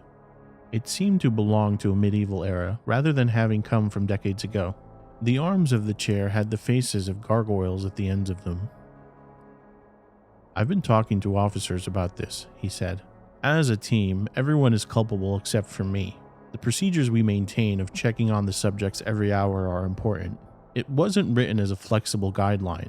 It exists for a reason. For an inmate to manage a successful escape attempt does not look good on us or to the higher-ups in Rome. I don't know if you were lazy or scared to do your jobs, but either way, you need to toughen up and develop a work ethic. Otherwise, it's going to get ugly fast. I had the policy changed. Regardless of how understaffed we may be, you are now going to do 6 routine checks on the inmates every hour. If I hear a single complaint coming from your lips, you will regret it beyond measure. Are we clear?" After a silence ensued, Buckley called us incompetent once more and dismissed us. Nwosu took the elevator up. I turned around and spoke to Buckley. "Warden, I have a question. I did not permit you to ask one. I suppose after the beatdown I gave you, I'll allow it out of pity. Do any of the inmates have demons driven out of them? And if so, where do they go afterward? Do they go back to the prison they came from? Are they granted immunity and allowed to go back home? Do the exorcisms make them purer than what they were before?" "You are nothing more than pond scum with a badge," Buckley said with a sneer. "Don't ask questions if your wage doesn't merit it. How many times do I have to tell you?" "I was only wondering because I haven't seen Anna in a while." "Watch what you say and get out of my face. You are a hairbreadth away from me documenting your insubordination." Although I loved pushing his buttons, I did not want the negative consequences. I left the room. I did not yearn to be the newest execution there. I went up into one of the towers. I looked out at the expansive plains of frost and woodland. Buckley's threats and bullying were starting to get to me more than usual. Verbal abuse in my industry was not uncommon. Something about his irate tone under these conditions made it sting much worse. It filled me with a certain anger that I did not know how to resolve. I figured getting some fresh air and doing a bit of investigating would help me stay preoccupied. I needed to clear my mind. Aluko's escape gave a negative impression of my work performance. I still refused to believe his death was some sort of natural phenomenon. I brought a sniper rifle with me. I looked through the scope. The bullets had a cross carved into each of them. I tried to trace the exact path Aluko took when he made his final attempt at getting back into society. I carried a night vision device to help me see through the darkness. A half hour later, I saw movement. It was subtle at first. Snow fell from tree branches. My heart raced as I saw a figure wandering through a thick cluster of pines. It was a woman in a nightgown as white as the hills around her. Backward arching horns protruded from her forehead. The way she moved was peculiar. Her steps did not seem to telegraph any sort of movement, as though she was floating. There were no indentations in the snow behind her. Her head tilted to the side. The last frozen feeling she wore on her face was one of pain. She seemed to suffer a sort of paralytic neck injury. A black-tailed deer was only 20 feet from her. She snuck behind it, predatory. What I saw next disturbed me. The deer's torso opened. A crimson spurt littered the snow with puddles of red fluid.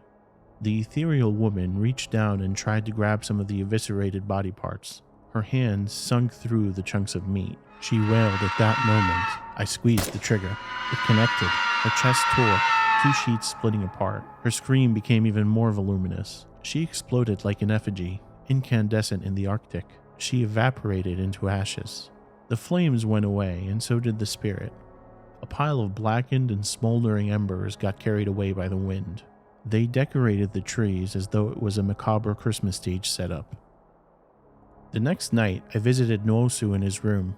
His place was a mess. He was usually clean and organized. His few paperback books, sci-fi military adventures, were strewn about on the floor. I noticed he also had a half bottle of scotch on his nightstand, which was a definite violation. We were not allowed to drink. The threat of an emergency forced us to maintain sobriety. Still, I was not going to snitch on him. "I think I killed a demon," I said as I took a seat across from him. I searched high and low for the body and I couldn't find it. One of the preachers told me it was a particular type of evil called Azazel.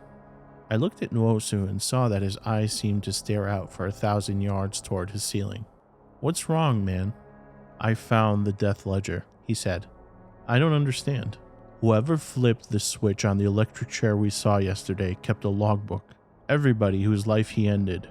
There have been exactly 106 people killed in that chair. Sure, some of them were repugnant before their possession. Others got locked up for a seatbelt violation. There's no consistency in regards to why they were worthy of capital punishment." Nwosu pulled out a manila volume. He tossed it my way. I flipped through it and saw many names. Some struck me as familiar. "Did you have any suspicion they were killing people under our noses?" "No," I said. I searched the papers for dates to see how recent the old incidents of annihilation were. All were within the last year. "There was a weird energy in the electric chair room," Nwosu said. "What you banished out in the woods may have been the spirit of an already possessed yet dead person. It's possible that when they're killed, their demonic selves stay on this plane. They could choose to haunt us. Could be that every ghost story written since the beginning of time is the darker half of a human lingering. I must admit I don't know who would want to stay in a place like this at all, though." I nodded. I also began to wonder if it was correct or if he was losing his sanity. "I helped Aluko escape," Nwosu said as he turned to face me. "The conditions of this place appall me. I want to assist many more." I had never seen a prisoner transported via helicopter. My 6th month of working at the facility changed that. It landed on a helipad made of yellow and blue paint. The pilot and the guard took the detainee out of the chopper. They were both army personnel. The stripes on their uniforms indicated they were not low level within the military. As I watched this from one of the towers, I could not help but wonder who the new inmate was. The person tried to give the captors a struggle. Both were strong and did not seem particularly worried. They kept the person under control. I observed the subject's clothing during the escort down to the top floor of the cells. A black burlap sack was over their head. A large blanket covered them. It was impossible for me to even gauge the basic silhouette of the individual. I had seen many kinds of transport, but none so high profile. It made me contemplate if they were an insurgent from some faraway land. I pondered if they were a kingpin of some nefarious domestic terror group. I asked one of the officers if they knew anything about the person. They told me the subject was in the hole, the most isolated cell on the grounds. Orders were not to take the burlap sack off of the person's head. This perturbed me a great deal. I asked if we had any information on the person. I already knew the answer would be vague if there would be any sort of concrete backstory at all. I met the warden in one of the break rooms as he was eating steak. It was better than the freeze-dried and pre-packaged artificial slop they gave to those of us lower in rank. I became jealous in a matter of seconds.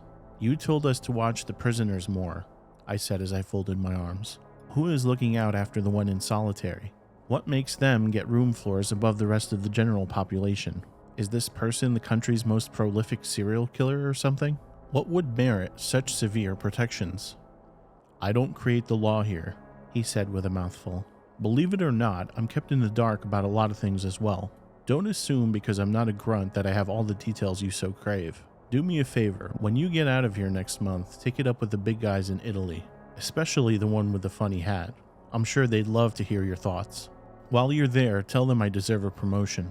That same night, I went up to the top level and walked past the door that led to the solitary cell. Though I could not see inside because it was a wall of pure concrete, I did hear the wails of the prisoner. They sounded familiar. I was doing my routine checks and I passed one of the cells which belonged to an inmate named Andre. He sat straight up and stared at me. I could tell something was different about him. He was not writhing on his cot, nor was he struggling with the usual muscle contractions. He walked up to me. The barrier between us did not give me a perfect feeling of protection. "I am cured," he said. The usual milky pupils inmates had was a thing he was now devoid of. "You are doing so much better," I said. "I've never seen anyone look as clear-headed as you do now. Not around here anyways. How are you feeling?" "Paranoid. Do you know what they do to people like me? After they've driven the evil out of us, they send us to a mega church in the Rockies. The church has its propaganda machine. They turn us into pamphlet writers or social media manipulators, missionaries for their so-called God. I would rather have Beelzebub as my host than be a door-to-door Bible salesman. Who told you that? Your boss, Buckley. I wouldn't worry about that. He tends to say a lot of mean things to get a rise out of people. You don't understand. The transporting officers told the other inmates the same thing. They can't all be on one big lie like that. No offense, but none of you are that organized. I won't argue with you there. They say that once we're sent to their cult-like compound, we must comply. If we refuse to work for the church, they put demons back inside of us. They know how to weaponize those demons. It's not all about exorcising them, if it ever was. It's about using them to control us. Andre's hand slipped through the metal food flap. He held a shank. The tip of the blade pierced through the midsection of my vest. I grabbed his wrist and wrestled the knife away from him until it clattered on the floor. I got hold of the webbing of his hand and broke a few of his fingers. I yelled for backup. Another correctional officer came by and sprayed holy water into the slot. When it did nothing, we switched over to pepper spray and sent him to the ground. Inmates using dirty tricks and distractions to try to get one over on me was nothing new. That particular incident made me very spiteful and paranoid, though. When I patrolled the cells the next day, Andre was nowhere to be found. I found they shipped him somewhere else. I wondered if it was to the nightmare place of forced worship he described. Nwosu had lent me a copy of Milton's Paradise Lost. I felt obligated to give it back to him. After I finished the last page, I went outside and knocked on Nwosu's door. There was no answer. I went back to my room and grabbed a flashlight. I walked up to the door again and banged on the barrier with the metal device. Even with the reverberation, Nwosu still did not call out or come to the door. I had seen him fall into unhealthy habits which were worse for wear. His motivation to help people flee had gotten the best of him. His drinking had spiraled out of control due to the stress level he was under. I kicked the door down. I could not tolerate the thought of letting him die by choking on his vomit after an intense bender. The room was empty and clean. None of his stuff was there. I walked into Buckley's office the next day. One of the inmates smuggled a pistol in, I said. Impossible, Buckley said as his eyes widened. I need your help in assessing the cells, sir. There might be some ballistics evidence. You believe he used a gun? Yes, I said.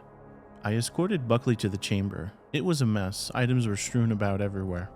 Where's the gun? I braced my knuckles with a small baton and punched Buckley in the temple. He fell.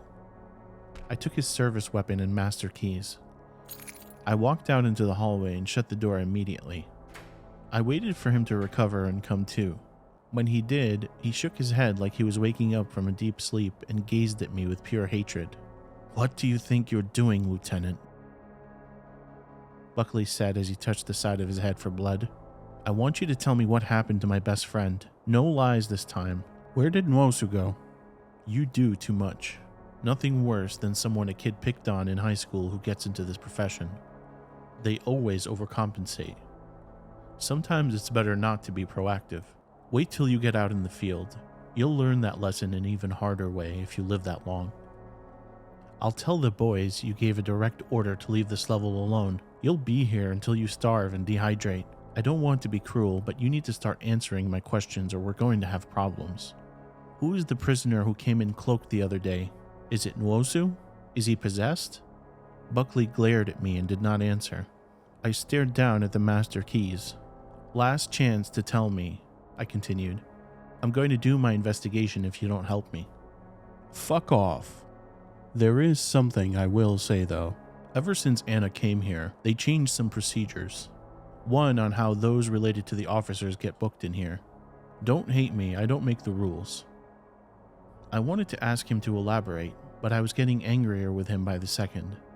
I left him there and went to solitary confinement. I went to the most isolated holding chamber on the property. When I opened the door, I found a yellow hallway that ended in darkness. I turned on my torch and walked down the vestibule with a hand on my service weapon. I found the prisoner in the corner, their hands tied to the bed. The burlap sack was still over their face. I ripped it off. My wife stared back at me. Her face had cracked skin and was even paler than I can even remember. I stumbled backward at the sight of her. No, I said through gritted teeth. As the dawn of my new reality cascaded over me, I punched the wall. I broke a few knuckles. I knew what I had to do. I undid the restraints on the bedding and zip-tied her wrists together. I did not want the presence which controlled her to fight me. "You never told me you were in a gang that used to rob innocent people," she said as I led her down the hallway. Her voice was not my wife's, but sounded the way an actress might on scrambled television. I brought her to the first level. I walked her past prison bar doors after I used the master keys to gain access to them. It was snowing when we went outside. "Where are you going?" I turned around and saw an officer I had met many times. Michael Patterson had the face of a bulldog. He never allowed anyone to think he was anything but a consummate professional. Humor was something he was incapable of. "The most powerful priest is out on sick leave," I said. "He's possessed himself. I have direct orders to take her to the city. I'm going to drive her to one of the churches there." "Did Buckley give you any of the paperwork authorizing this?" "It's in the prisoner transport vehicle over there," I said, pointing at the vehicle 300 meters away. "Let me get her situated for the drive and I'll be right back with it." Patterson nodded and gave tacit approval. Once we were in the car, I hit 60 miles per hour and drove far away from that wretched place. It took 2 weeks to get back to our home state. I returned to my house in the middle of the night so the neighbors would not see my wife in the state she was in. The next morning, I restrained her to our bed. I went to the local church and managed to convince a priest to help me. I had to persuade Father Park I was not a delusional person. When he arrived in our bedroom, he knew the case was legitimate. Park performed a lengthy 7-hour exorcism. I walked him to the door. My wife had already become lucid again. She did not have any memories of what led her to being in my workplace. "I have tried to pray and purify this house," Park said as I opened the front door. "If I were you, I would consider moving." As the priest walked up to his car, I got his attention again by calling out his name. "Father," I said, "I've been meaning to ask, how do we protect ourselves from possession so I can ensure this never happens again?" "Demons are like falsehoods," Park said. "No matter how intelligent you may be, you could fall victim to believing something not based on facts. We have to guard ourselves against lies and deception. In the same way, we have to always be on the ready when our senses tell us something evil is afoot." I closed the door and went upstairs. I embraced my wife. "How did the assignment go?" she asked. "I'm changing industries,"